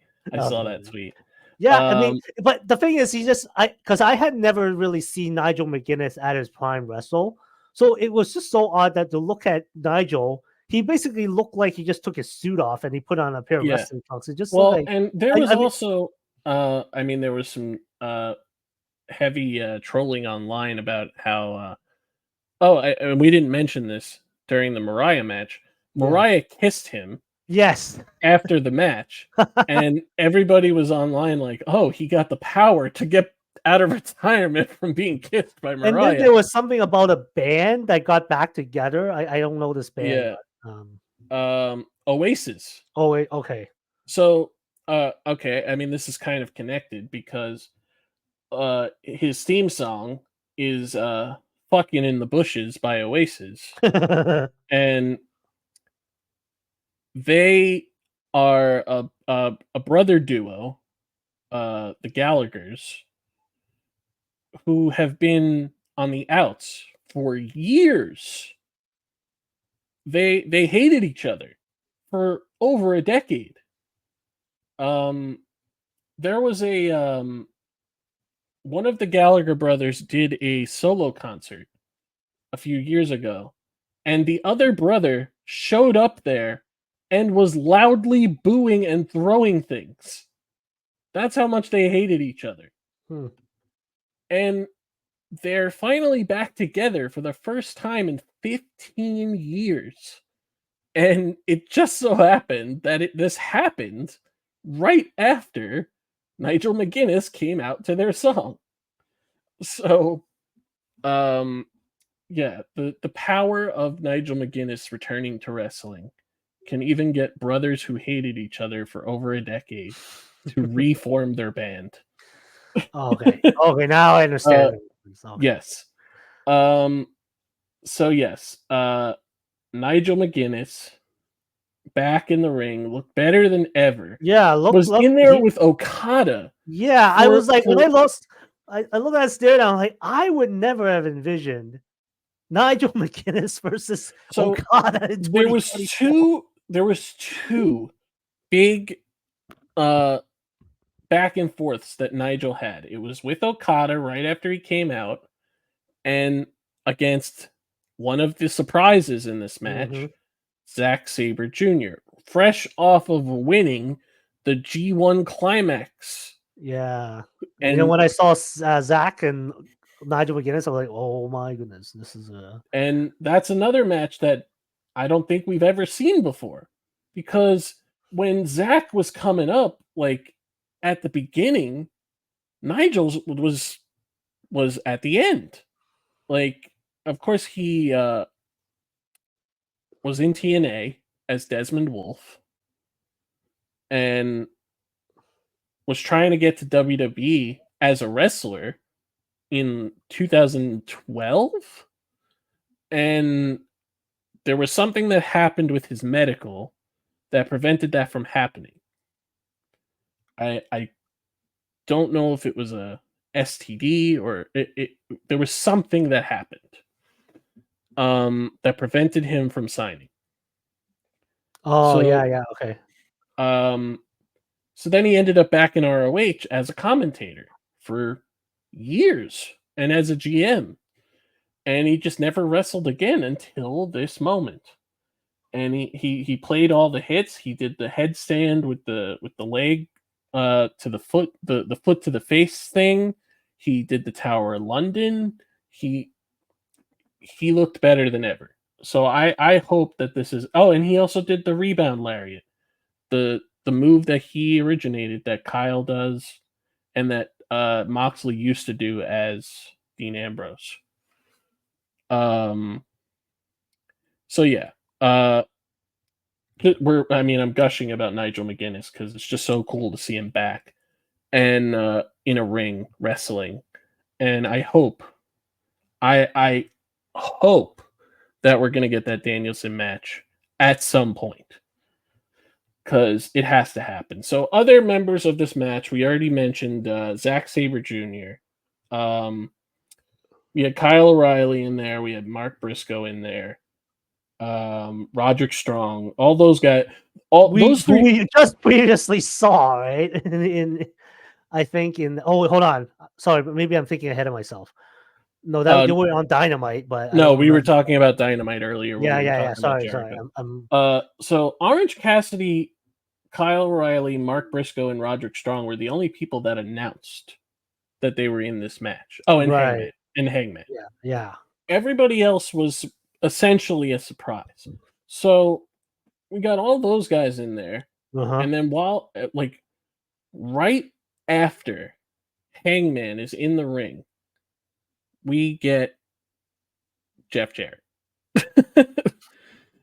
who you know has been on and off kind of feuding with Hangman since the Owen Cup. Yep. Since Hangman absolutely destroyed him in round one, Mhm. and Hangman randomly attacked them after Dynamite the week before this show for no reason. uh So Jeff Jarrett comes out and just does what Jeff Jarrett does, which is a lot of punches. I think I know, like, because the match ended before the rest of the participants who entered, but I know Evil Uno was supposed to be in this match, but apparently Well, he he was too said he stupid. was. He stupidly told his ex friend Hangman, who was, who then Yeah. beat the crap out of him on Dynamite. So and then we get The surprise. the the debut that we all saw coming. Hmm. This was, of course, the debut of Ricochet, who did exactly what I expected him to do in this match, which was get in there, do a lot of play a lot of the hits, and then Yep. jump on everybody. Yep. Ricochet announced, or revealed that he had signed of AEW, or the reports that said he had signed of AEW. Last time we saw him in WWE, he got slammed to a car by Braun Breaker. Yep. A lot of people were speculating, hey, maybe they could play off this as a feud and then keep him in the company, but alas, not really. I mean, after No, all, when your last championship run was for a title that you can only defend for 3 minutes, it's like on Facebook, on Twitter or whatever. Twitter, Facebook, Yeah. whatever it was. Uh, Um, so he gave his notice that he wasn't yeah. going to re-sign and took a couple of months off Hmm. and looked better than ever in here. And had his first singles match on the following Dynamite Yep. against Kyle Fletcher, Hmm. and that was a hell of a match. Mm. He brought back the Vertigo, which he never did in the WWE. Yeah, I just finished watching that. He did it. It kind of like I kind of like got blanked out. I don't remember exactly what the move was. The Um, Vertigo is basically like a big reverse DDT. okay, okay. Yeah. But yeah, so the Kyle Fletcher match was great, but he did not do half the stuff that we know that Ricochet could do, because Yeah, obviously he's saving that. yeah. Um, and we'll talk more about Ricochet later, but yeah. So after that, we have two more entrants. So we Yeah, only had 12 entrants in this match, right. Out of the and possible 21. out of a possible 21, and right after that is Christian, I who feel like I feel like that was such a downer. Like it's almost like, oh, it's like Obama coming out, and then suddenly you don't realize, oh, and then the next person is like, oh, Hillary again. sure. Okay, no, sorry, that's just my random I ass. guess that's a valid comparison. um, so yeah, Christian comes out and he's kind of limping because he had a ladder match earlier. Yeah, Um, and goes in there, spears Nigel McGuinness all of his socks, and and you're like, and I'm that looking like, oh man, after all the nice things Nigel said about Christian being father of the year yes, and all. that was one of the best moments of the match because of that fact. Like Nigel has been the only person defending Christian on TV, literally the only person. And Christian immediately just speared him because he's in the match. He don't care about that. Yeah, Uh, so Christian's in there, yeah. and then And the then I next really want to say something about the next entrant because it was just like an epic earlier. troll job. Yeah, earlier in the ladder match, there was a little hint of dissension because Well, yeah, we talked about yeah, the the on the next ladder thing, entrant is Killswitch slash Luchasaurus, and but he came out in his old Jurassic Express music with with the words Luchasaurus on the video package, and and they then like called him everybody, Luchasaurus. yeah, and they called him Luchasaurus, and we were all expecting, oh, here we go, but he didn't do anything. But he was still wearing the gray mask. He Yeah, wasn't the wearing gray the man. green mask. If he was No. wearing the green mask, I think I would have completely expected the turn. Hmm. Um, but yeah, so he teases that he's going to choke slam Christian, and he doesn't. He No. choke slams Kyle, Yeah. and then Christian hits what was it, a spear, or did he hit the Yeah. kill Or switch? I think it was a spear. So yeah, he hits another move on Kyle and wins. And I think that kind of hindered people's enjoyment of the entire match. Yeah, like literally anyone else Not winning Jarrett, this match would not have been Jarrett. a, except maybe Jarrett, would have been a much more better improvement than Christian Cage. And Yes, like they had been teasing sort of a Luchasaurus breaking away finally. They yes. were in Biloxi, Mississippi a while ago, and the Marco Stunt had a surprise Mhm. match with Jack Perry, and then afterwards they did a backstage segment, and suddenly, randomly, Luchasaurus just walks by, looks at his old partner Marco, gives him a nod, and then walks away, and then Marco kind of just smirks, and then it's like, what was that all about? And they never really Yeah, played off of it afterwards because and, Marco's not with the company at this point. no. Um, but yeah, this was like I was just like wondering why like you tease a turn on by Luchasaurus, and now it's like you didn't do. It's not nothing's happening Well, again. this was like the Adam Copeland House of Black thing Yeah, yeah. that they did in the cage match. It was like you had Brody and Buddy switch sides and then just immediately attack Adam Copeland, and it's like, why even tease it? Why even tease it? And that was kind of what this is. Why even tease it if it's just gonna not be the thing that we want? And the biggest problem with this is that Christian got a world title shot for no reason 2 months ago,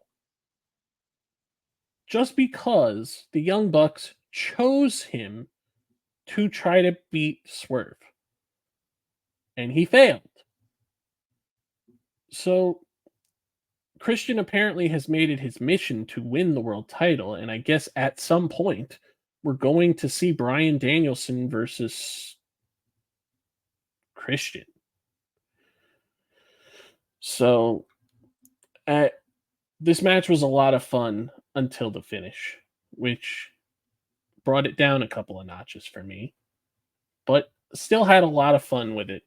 Absolutely love this match type. I don't want them to kill it though, so they don't need to do it as frequently as they've been doing it. Unless they do a women's one. But all right. So the next match is the best match on the show. And it's not even the best encounter between these two. That was the 59 Oh minute and yes, 50. that's how MJF became the what he called the Yes. AEW American Championship. So Will Ospreay for going up against MJF for the international championship, but MJF rechristened it the AEW American Championship and went full Trump essentially in his character work. Oh my god, that was so amazing to watch. Um so yeah, they had an epic 59-minute and like 53-second I match feel it on was like Dynamite. 59 minute and 58 seconds. It was Yeah, that something close. It it was was like that that. close. I don't know the exact number of seconds, but it was close. But yeah, that was easily the one of the best matches that MJF has ever had. Obviously, Will Ospreay has had matches like that, but um, and as soon as he won, he rechristened the belt, started wearing American flag everything, uh, and did more international appearances than he's ever done in his entire career. Yeah, he Um, was down in Mexico, like for like yeah, CMLL. he defended it in CMLL. He defended it in Rev Pro against Michael Oku, which was just a fu to Will Ospreay because Rev Pro is his home promotion, and he just left there when he signed with AEW and had one of the best matches of the year against Michael Oku. Mm-hmm. I still have to watch MJF versus Michael Oku, but I hear good things. So yeah, and all of this stemmed from MJF, basically on screen befriending Daniel Garcia, and I mean we've talked about the build to this in the past, and that ended up playing a factor in this match. So this match was, as you expect, an amazing match. And they were having one of the best matches, as I mentioned, that MJF has had in a while, and yeah, I liked that they so MJF tweeted that he lost the diamond ring. Now, it hasn't been confirmed if he lost it, if it was lost for real, or if it was an angle the whole time. But he tweeted that the Dynamite diamond ring has been stolen. And so that played a factor in the match because there was a point where the referee was down, and that would be a part like where he would use the ring. Um Instead he used like a slug or like a taped up brass knuckles or something. I Yeah, don't yeah.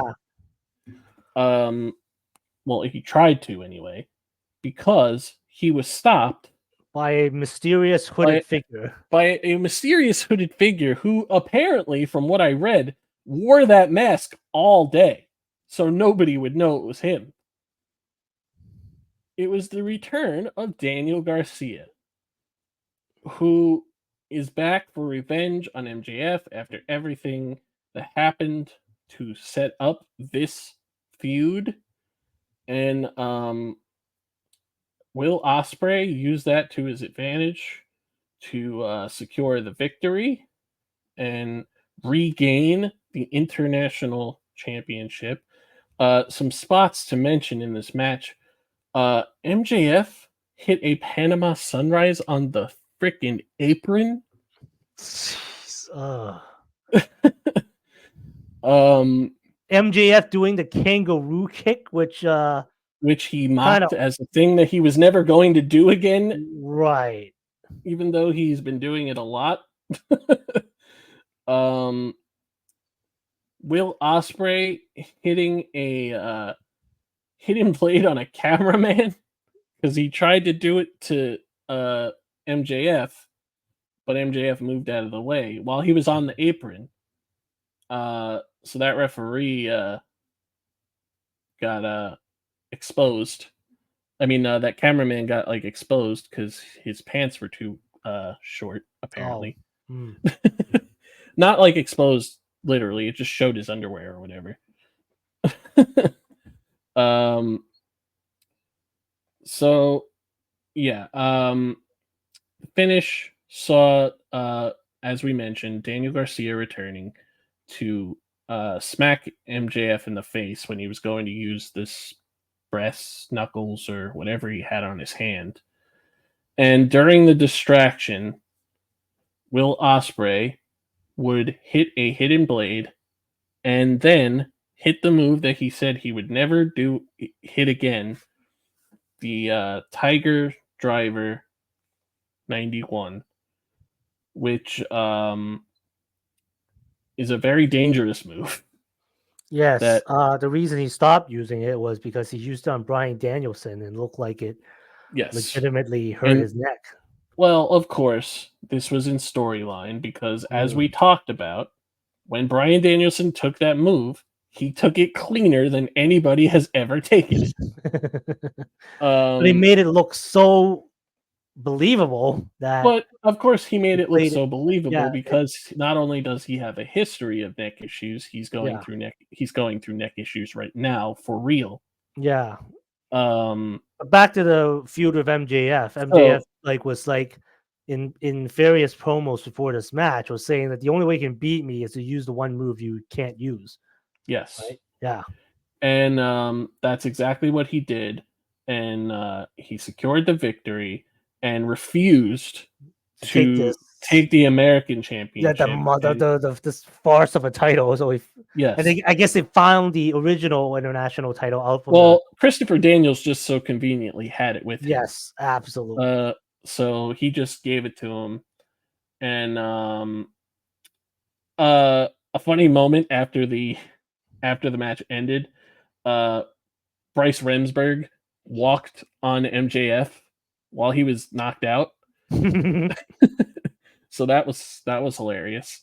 Um, and then raised Will Ospreay's hand, and yeah, this match again, it it is going to be very hard when we get to the end of the year and do our matches of the year because I'm gonna want to put all Osprey matches and I can't.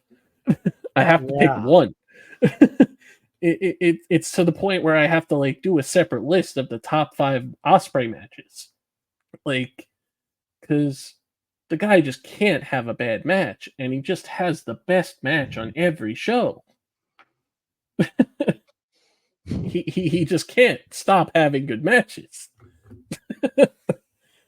Um so yes, as we mentioned earlier, the pack match is happening at All Out. They set that up because as we mentioned earlier, Ricochet had his first singles match with Kyle Fletcher, and during the ending, during Ricochet's celebration, Will Ospreay comes out on the stage and is about to speak to his former rival turned friend, and Pac shows up behind him and just hits a poison rana on the stage. And then Pac looks at the camera while Ricochet's still in the ring and says, "Welcome to AEW," and then walks away. And he's like, "You're not getting him before I do." So they're teasing, obviously, heavy-handedly teasing Ricochet versus Will Ospreay at some point. Uh, and I don't think we're going to have to wait long. My assumption, and again, this is an assumption, is that they might try to get that on Full Gear. Because who knows what those guys can do now? I mean, of course, they had that infamous match a few years ago in New Japan that divided a lot of people, but it was a hell of a match. So I'm very excited that they are in the same company again because there's a lot of guys that we want to see Ricochet have matches with, and a rematch with Will Ospreay is one of them. So that brings us to the next match, which is one of our big matches that was booked for the show, and another match that was actually very, very good, but the crowd just was very tired at this point.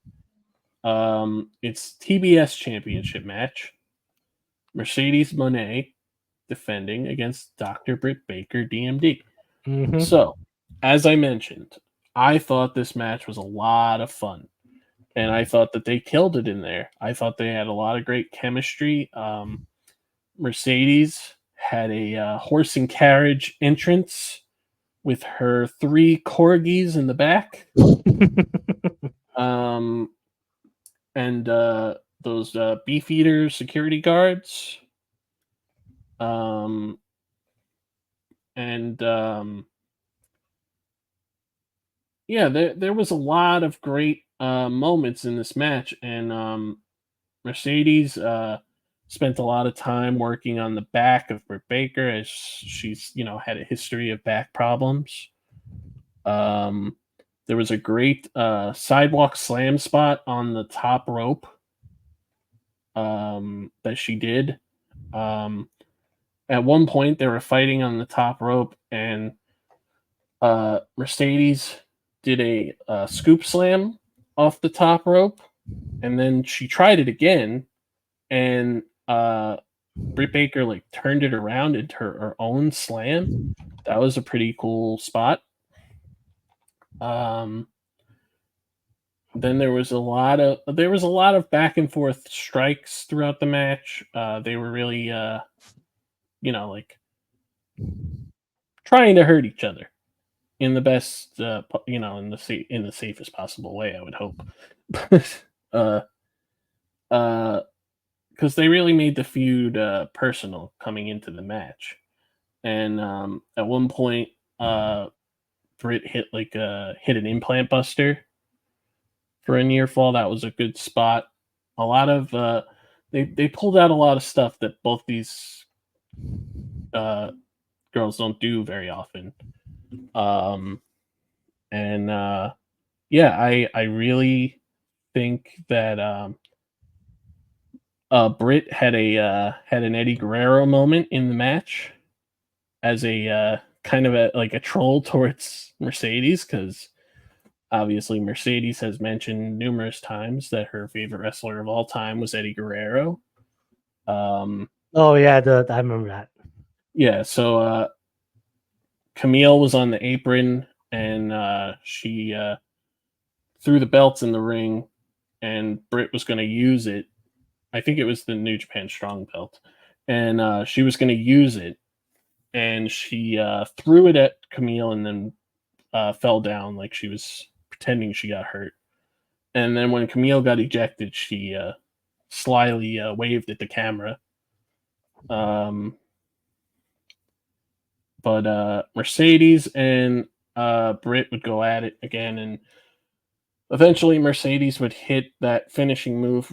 I can't remember what she calls it, but it's that gory bomb into a DDT Doesn't move she that call it? Doesn't she call it like the money maker or something? yeah, I don't I that would make sense if that's the case. But yeah, she hits that move and secures the victory to retain. And yeah, I really enjoyed this match. The crowd didn't seem to be into it as much as they had hoped, I think, and I think it was because they were just so tired from everything else. Yeah. Uh, So it's called the money maker. the Money Maker, yeah. Yeah, it's that Okay. spin into a DDT, right? Yeah. Yeah, it's a gory bomb Yeah. Yeah. turned into a DDT. Yeah. Um, so yeah. And we mentioned what Mercedes did on Dynamite earlier. They didn't set up anything new for her on Dynamite yet. Uh, so we'll see what's next for her. I I would think that this feud isn't over, but I don't know. Obviously there was speculation before Jamie came back that they were going to do a tag match, but there's also been rumors flying, and again haven't been confirmed, but there's been rumors that Jamie and Britt are not on talking terms. Hmm. I don't know if that's true, and I'm not saying it is or it isn't. So, um, we'll see what happens between them going forward. Mercedes actually has a match this weekend at New Japan Strong Capital Collision, where she'll be defending that belt against Momo Watanabe. So that should be fun. Um, and yeah, Britt was nowhere to be found on Dynamite, so maybe we'll hear from her at Collision. Um, so the next match was a match that was cut for time. Yeah. Surprisingly, I looked up the official length of the match is like less than 10 minutes. It's one of the shortest matches on the show. Yeah. It's actually the second shortest match on the main card. Yeah, just Um, over 10 minutes. so, uh, what I have read online is that they had a hard out at 5 p.m. Eastern, so they had to cut time from this match to give the main event all the time it needed. Well, they also cut Um, time in the beginning when they did all the ring entrances for that. that yeah, that too. So maybe somebody went long. I don't know, but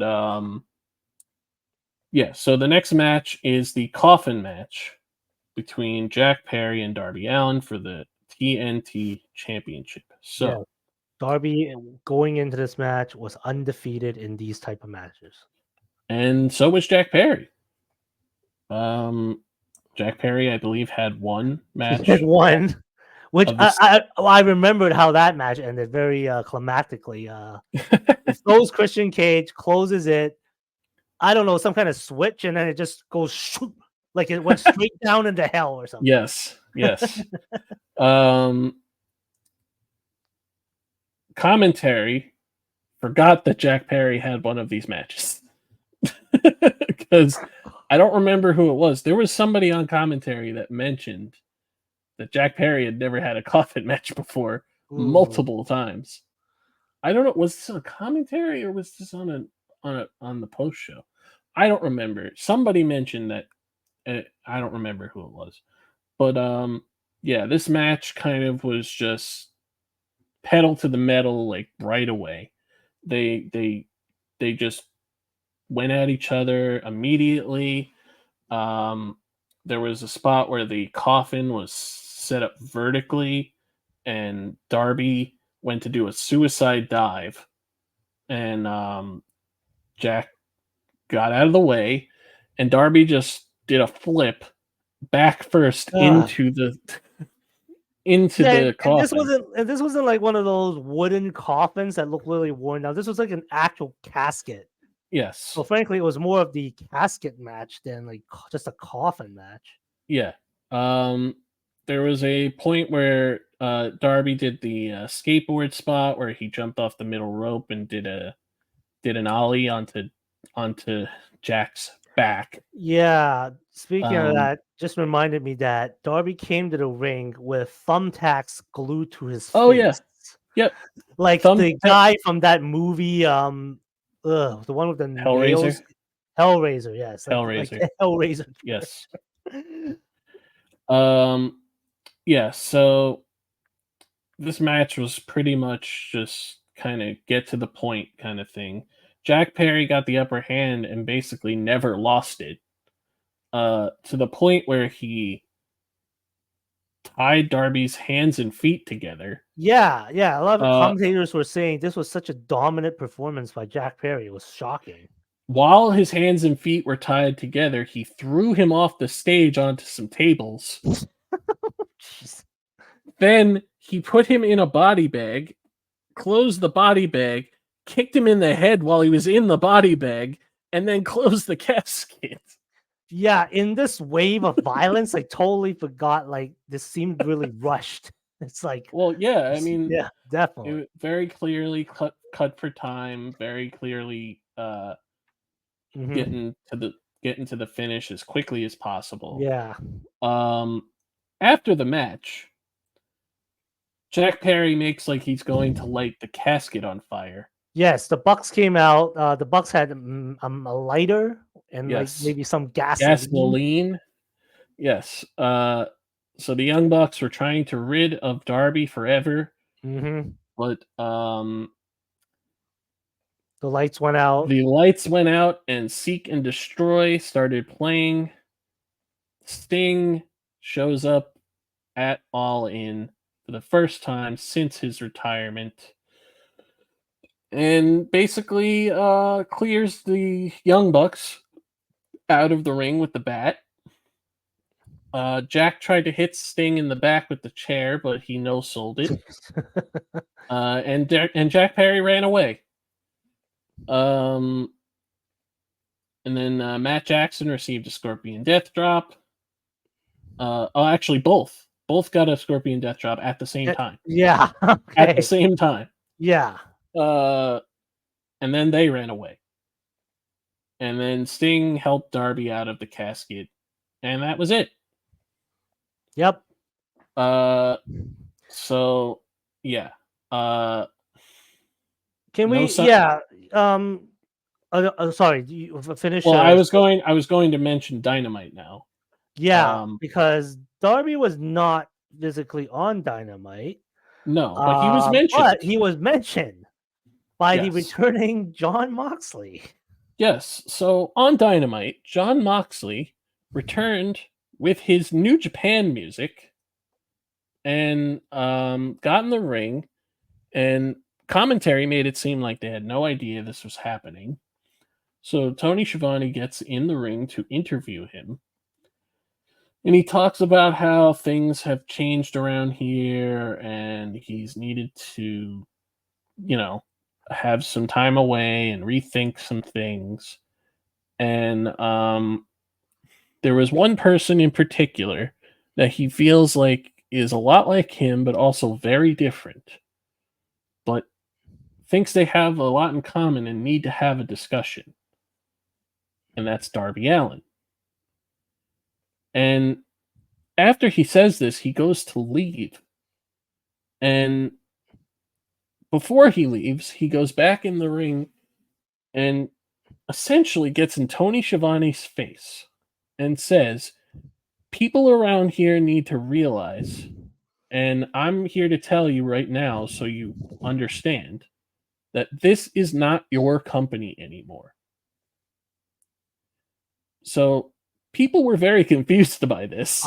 It is extremely confusing because, Um, yeah, it's Not like, only because he said it to Tony Schiavone, but right. maybe because Tony Schiavone was wearing an earpiece, he assumes that Tony Khan heard him. So that's what I was thinking. It was like Moxley Yes. isn't talking to Tony Schiavone. Yes. Like I stupidly thought, okay, maybe like he just mistook Tony Schiavone for Tony Khan after mistaking. He's Tony blind. Yeah, He he's like, only there's so many Tonys in that company. all Tonys are the same to him. Yeah, yeah. So this is a very cryptic segment, and Yes. yes, Mox is looking for Darby, and but it seems like there's more to this than just him wanting to talk So to Darby. they do that thing that they do at wrestling shows where the opening segment person is walking backstage and they act like the segment just happened. But this was like an hour later, Okay. and the guy behind the camera is like, Mox, what's going on? And he's like talking to some local talent dressed as security, and he's like, I forget what he says to the guy, but he basically said sometimes you just gotta take care of business or something along those lines. And out of nowhere, a woman who we can't tell who it is at first Yeah. comes in and just Starts beats beating the shit out of these poor beating guys. the shit out of these male security guards. And she turns around and it's Marina Shafir. Now, I couldn't tell it was her at first because she's No. freaking jacked now. Yeah. Um, and Moxley acknowledges her, and then they leave together.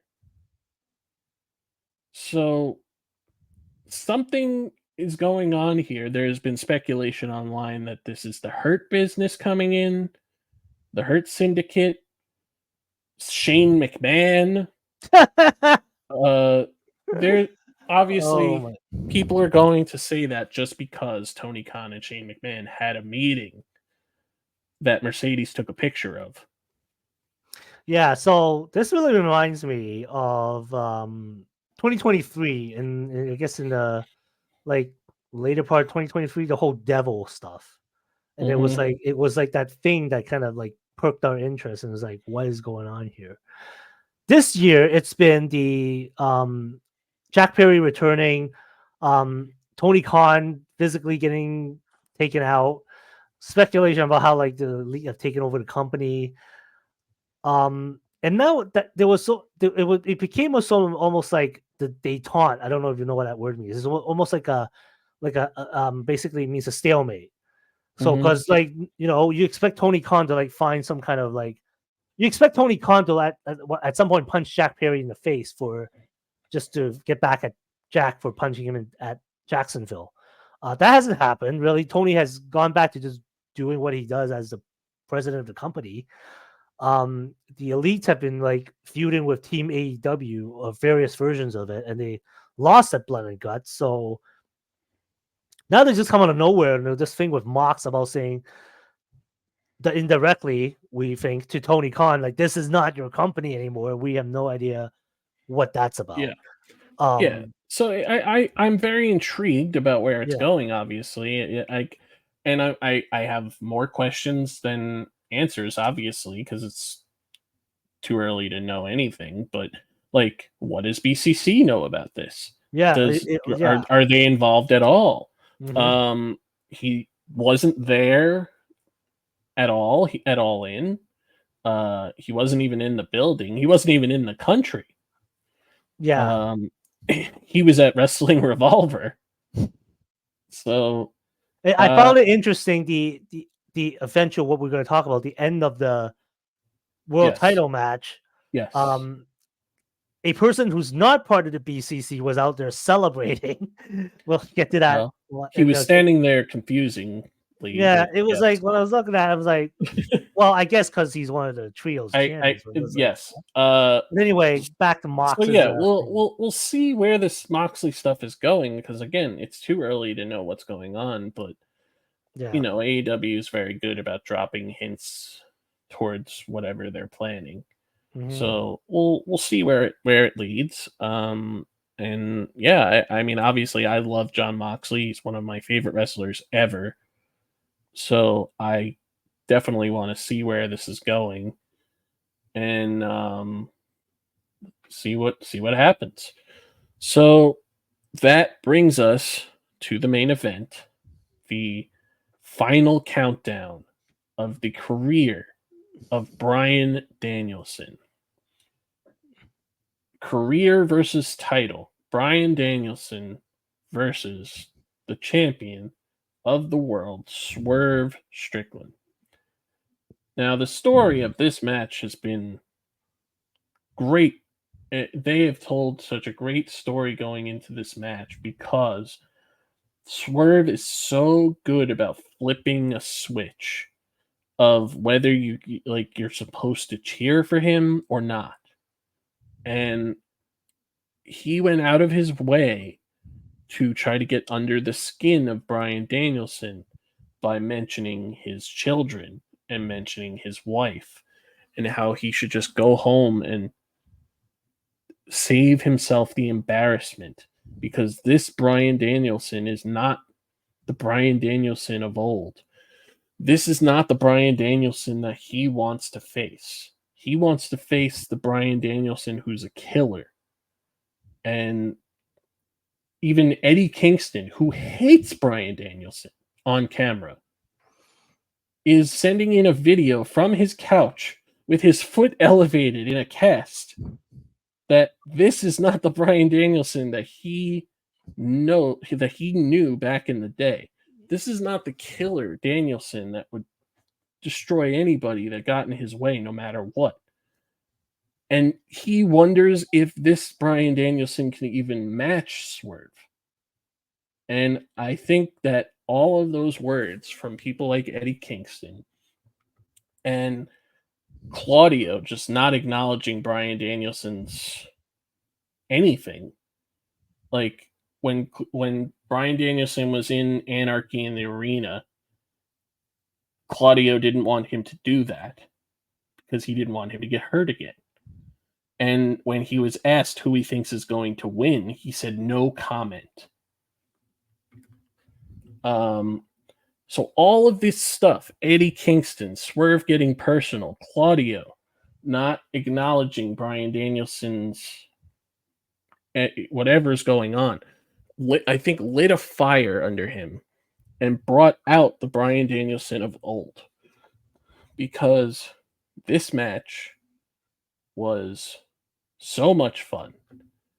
I absolutely love this match from every aspect. The storytelling throughout the match, the in-ring work was off the charts because I mean, think about who we're talking about here. Probably one of the best wrestlers to ever do it in Bryan Danielson. And Swerve Strickland, who's been on the biggest role in the last almost year of his career, to the point where he's undeniably a main eventer now. And they just had a hell of a match where early on it seemed like Bryan Danielson was no match for Swerve because Swerve was very clearly not even close to like hurt or anything like that to the level that Bryan Danielson is. Bryan Danielson's dealing with neck issues. He's on his last leg of his career for a reason. And it's obviously he said that he's retiring from full-time wrestling. He's not retiring forever yet. But yeah, so this match, of course, Swerve had a stellar entrance with Bun B and DJ Who Kid, and they sang his theme song to the ring, and the guy who sings what's that guy's name? Um, I can't remember his name right now. The guy who's on his theme song and sings the chorus. Um, West Side Garments, I think his name is. Um, but yeah, so stellar entrance for Swerve as expected. This match was like there was a point where Swerve hit the JML driver, and we thought that was the end because of Danielson's neck issues. And Can I rewind back and mention a moment that I thought was really deep and kind of told the story?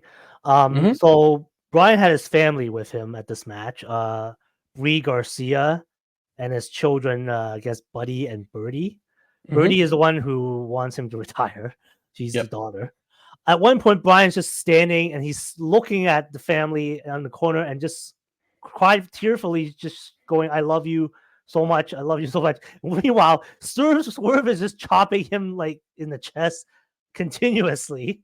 And I was yep, just looking at it like, oh my god, this yep. is And it's so. just firing him up. Every strike is I was just firing like, him up. and And and then there was a point where he bloodied up Brian, and Swerve just drags him over the corner where his family is, and and Swerve is like mocking Birdie, is like, "Birdie, I'm gonna make sure Daddy comes home," and then he's just beating the, mhm. and he's just blooding up And the Daddy and more Swerve. he did that, the more it lit a fire under Bryan Yeah, Danielson. yeah, exactly. It was just So, like. um, Meanwhile, Bree was just standing there calmly. He's like, "Yeah, I yep. can't freak out because I'm the mom because I don't want my Well, kids to like and lose it." she's seen Bryan at his worst. Yeah, This is exactly. not his worst. He's just, Yeah, but I and just she's thought that was a very like a moment that I remembered that Brian was just standing there like yep. just professing his Um, love and there was was just. a point early in the match where he hit the Bazaico knee and Swerve no sold it. Like Bryan didn't Oh have my it. god, I remember that. Yeah, now I remember And it. Oh, that was crazy. yeah. And so yeah, they're going at it for a good 24 minutes, and who would come out but Hangman Adam Page.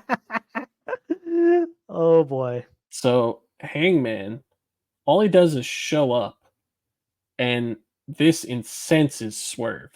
He like notices him right away and just can't look away. And he acted like he was going to get involved, but I think security like held him back. Hmm. But this gave Bryan kind of like an upper hand to get back into the match. And eventually that is exactly what happens. And there was multiple points where Bryan was trying to hit like get submission victories. He did the cattle mutilation. He doesn't do that as frequently as he used to. Um, went for the label lock a couple of times, but he would ultimately win the match after that distraction and hitting multiple the Psycho knees to secure the victory. He made him tap out though. I remember. Oh, was it a tap out? Oh yeah, Yeah, yeah, yeah, yeah. You're he right. hooked in. He hooked in the cross. He hooked in the label lock. Oh yeah, At yeah, yeah, first, yeah. like Swerve looks like he was gonna break away, and then Brian hooked Swerve's So other arm after over like his own yes, shoulder, yes. and So at that after point, this was billed as Swerve's first tap out yes, submission yeah, loss. that's right. So it was after hitting the Psycho knees. I forgot about the submission. Yeah. So I also mention earlier in the match, he was like toying with Danielson and hitting multiple house calls, Oh yes, and Brian just kept kicking out. yeah, he hit And like 5 of those kicks on him, man. yes, and eventually, yes, you're right. After he got the upper hand and hit the Psycho knee, he went for the label lock, and he had to like switch positions, and he locked the other arm like a Rings of Saturn almost, and that's when Swerve tapped out for the first time ever in AEW. That is yes, I was so caught up in the the retelling of the story, I forgot the finish. But yeah, so and Brian got the moment that he want. So a lot of people were comparing this to WrestleMania 30, being that it was exactly 10 years since WrestleMania 30. And when he had his big moment at WrestleMania 30, there was reports that Vince did not want Brie to celebrate with him. He wanted Brian to have the moment by himself. And I think Brian didn't like that. Hmm. So, but when this happened, immediately after the match ends, Claudio, who was apparently in the crowd, Yeah. with like sitting behind Bree, and Okay. Claudio and Wheeler Yuta help the kids over the barricade, Hmm. and Bree also gets in the ring, and Pac Yes. is in there I'm here also, too. Like, yeah, I know. I'm not really part of and this group, but he is kind of standing there like he doesn't belong there, like he's like confused that he's he's like, even yeah, you can kind of. I remember sort of vaguely his look on his face was like politely going, okay, like, hey, yeah, mm, glad to this be is here. great, yeah. Congratulations, Brian. And it's like, what am I doing Yeah. here? So he kind of like was like, this should be John Moxley. Why am I here? Yeah. Um so yeah, he gets to celebrate with his children and his wife, and The cute but part was Buddy like running Buddy around was trying to playing in the catch the confetti. confetti. Yeah. There was a moment that was not caught on by. I guess they went off the air, but like Brian grabbed Buddy and looked like he was about to Yeah. pile driver him, and He then like Bree was turned like, him upside down. and Yeah, then this was Bree after told him to stop. yeah, this was after the show That went was off the funny. air. Yeah. But yeah, so Brian got his moment with his family, and at the presser after the show, he said that that was the biggest moment of his career because he got to share it with his children and his wife and his couple of his closest friends in the business. And yeah, so Brian Danielson is the AEW World Champion, and he came out on Dynamite and did what he does best, which is troll the audience and make it seem like he was going to relinquish, but he did not. He said he's going to be a fighting champion until he loses that belt. And once he loses that belt, his full time career is over. Which I think is makes sense. Yes. Because now Um, we can speculate on how's he gonna lose the belt because that will be Brian's last match. yes, of course. But So in the but yeah, yeah. I think there will be, obviously he has to wrestle at Wrestle Dream. Hmm. Wrestle Dream is in Seattle. Um, so I'm sure he's gonna be there. Um, And but in the meantime, we but already in the have meantime, we have Brian's first challenger, yes, so which is he for some mentions reason, yeah. yes, so he mentions that he wants to be a fighting champion, and All Out is 10 days away. So whoever wants to step up can get a shot at this championship at All Out. And while he's talking, he gets interrupted by a video on the screen. It's Jack Perry, who basically reminds us that he is the one who pinned Bryan Danielson in Anarchy in the Arena when he, after all that carnage that was going on in the ring, beat Bryan Danielson with a wrestling move, a running knee to the face, very similar to the Psycho knee. Mm. And we find out that this was a recording because Bryan Danielson gets attacked from behind by Jack Perry. And I guess it is official for All Out.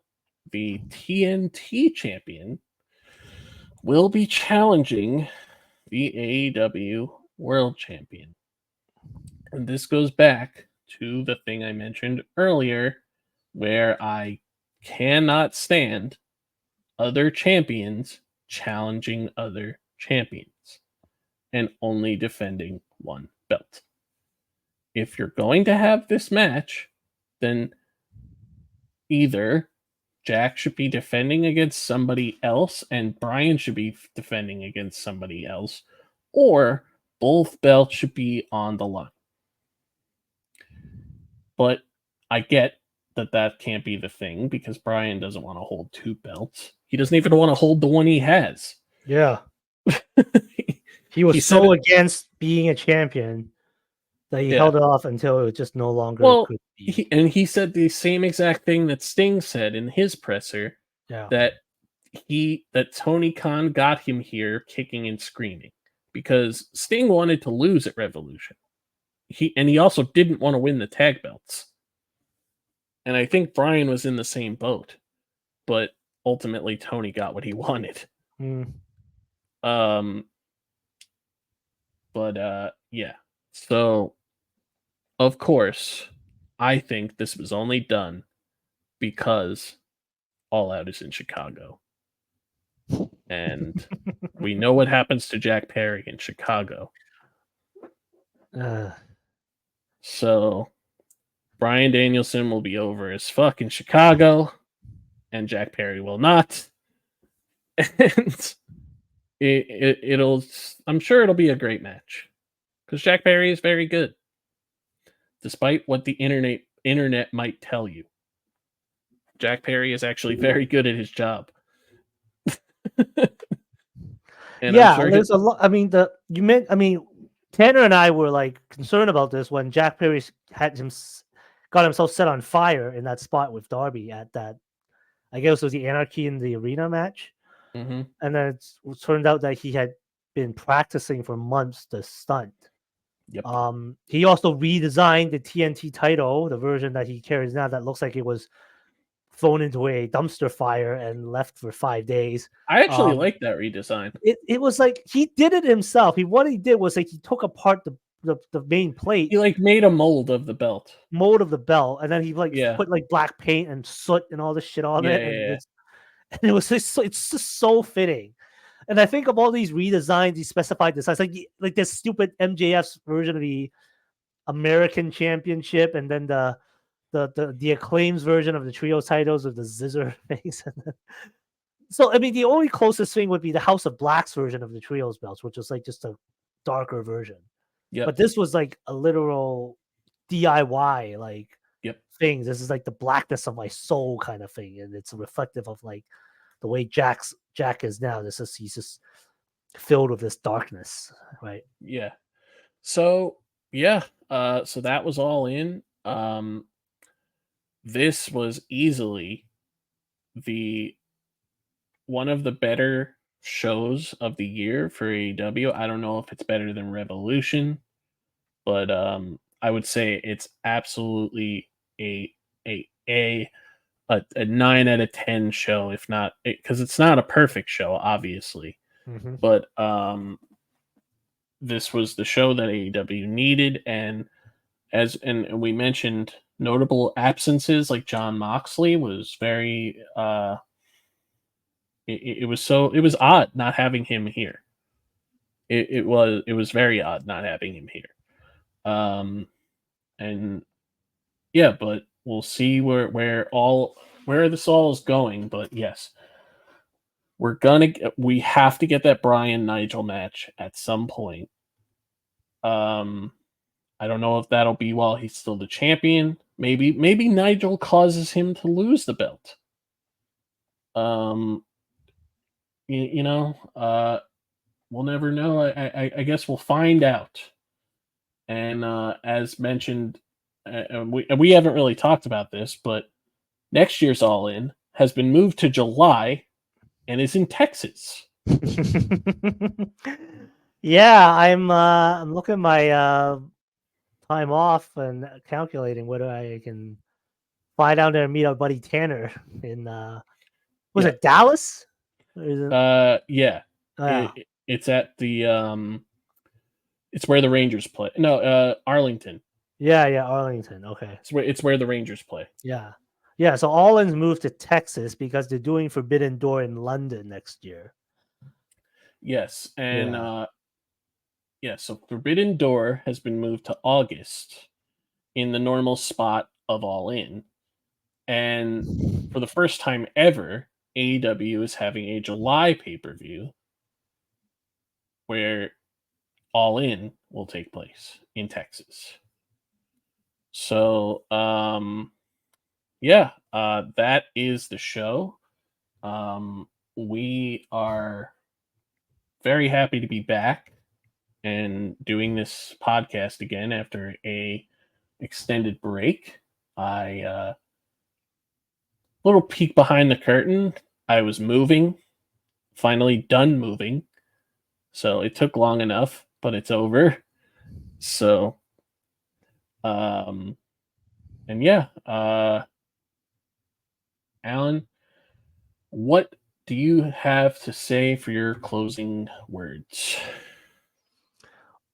Just that All In was a very enjoyable show. Looking forward to a lot of wrestling coming up this weekend and the next in the next couple of weeks, I guess. So as of recording, we're recording on August 29th.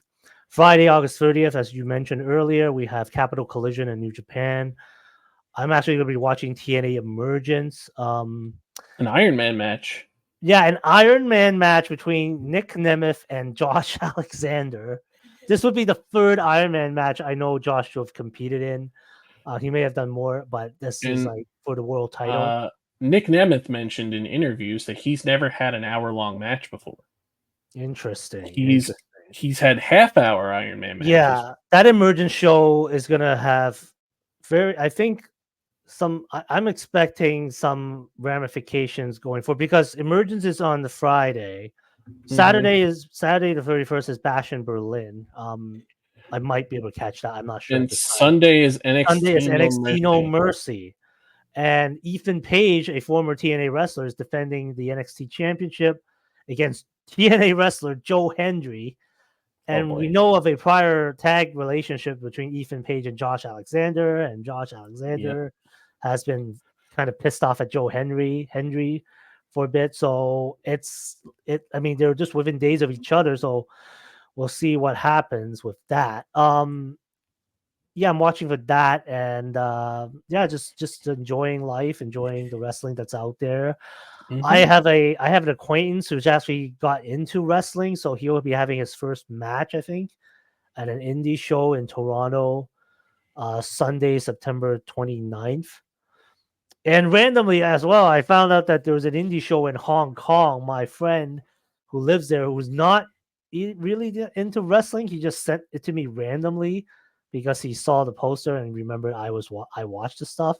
I don't remember what the show's called, but it will feature wrestlers from AAA, and I think there was one other promotion that was featured. Mhm. Dragon Gate, that's right, and it Ah, features wrestlers Jason Lee and Ho Ho Lung ah, from the Cruiserweight Classic. But it contains a lot of a Psycho Clown that looks like is the major person from yep. a feature company. But this company has a cast of characters. It's just really odd names. There's a guy in a cat suit called Mr. Cat. And a dude that with long hair, literally called illegal immigrant. Okay. But yeah, Okay. I remembered Ho Ho Lung. Yep. He really ran the wrestling stuff in Hong Kong, and he really wanted to highlight wrestling in East Asia. And I think this is a big signature event that's happening. It's happening on actually. Oh, it's also happening on Saturday, August 31st, Well, a lot of 6 p.m. wrestling this weekend. Yeah, even in the other side of the world. So that's Far great. East. Yeah, great stuff. Great stuff. So, So that is going to do it for us.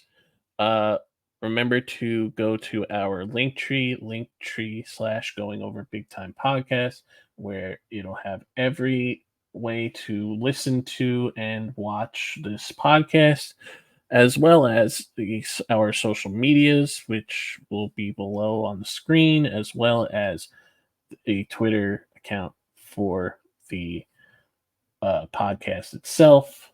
Tanner's Twitter is on there as well because he is part of this family, even if he's not here all the time.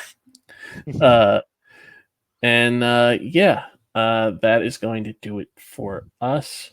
Thank you for listening and have a good one.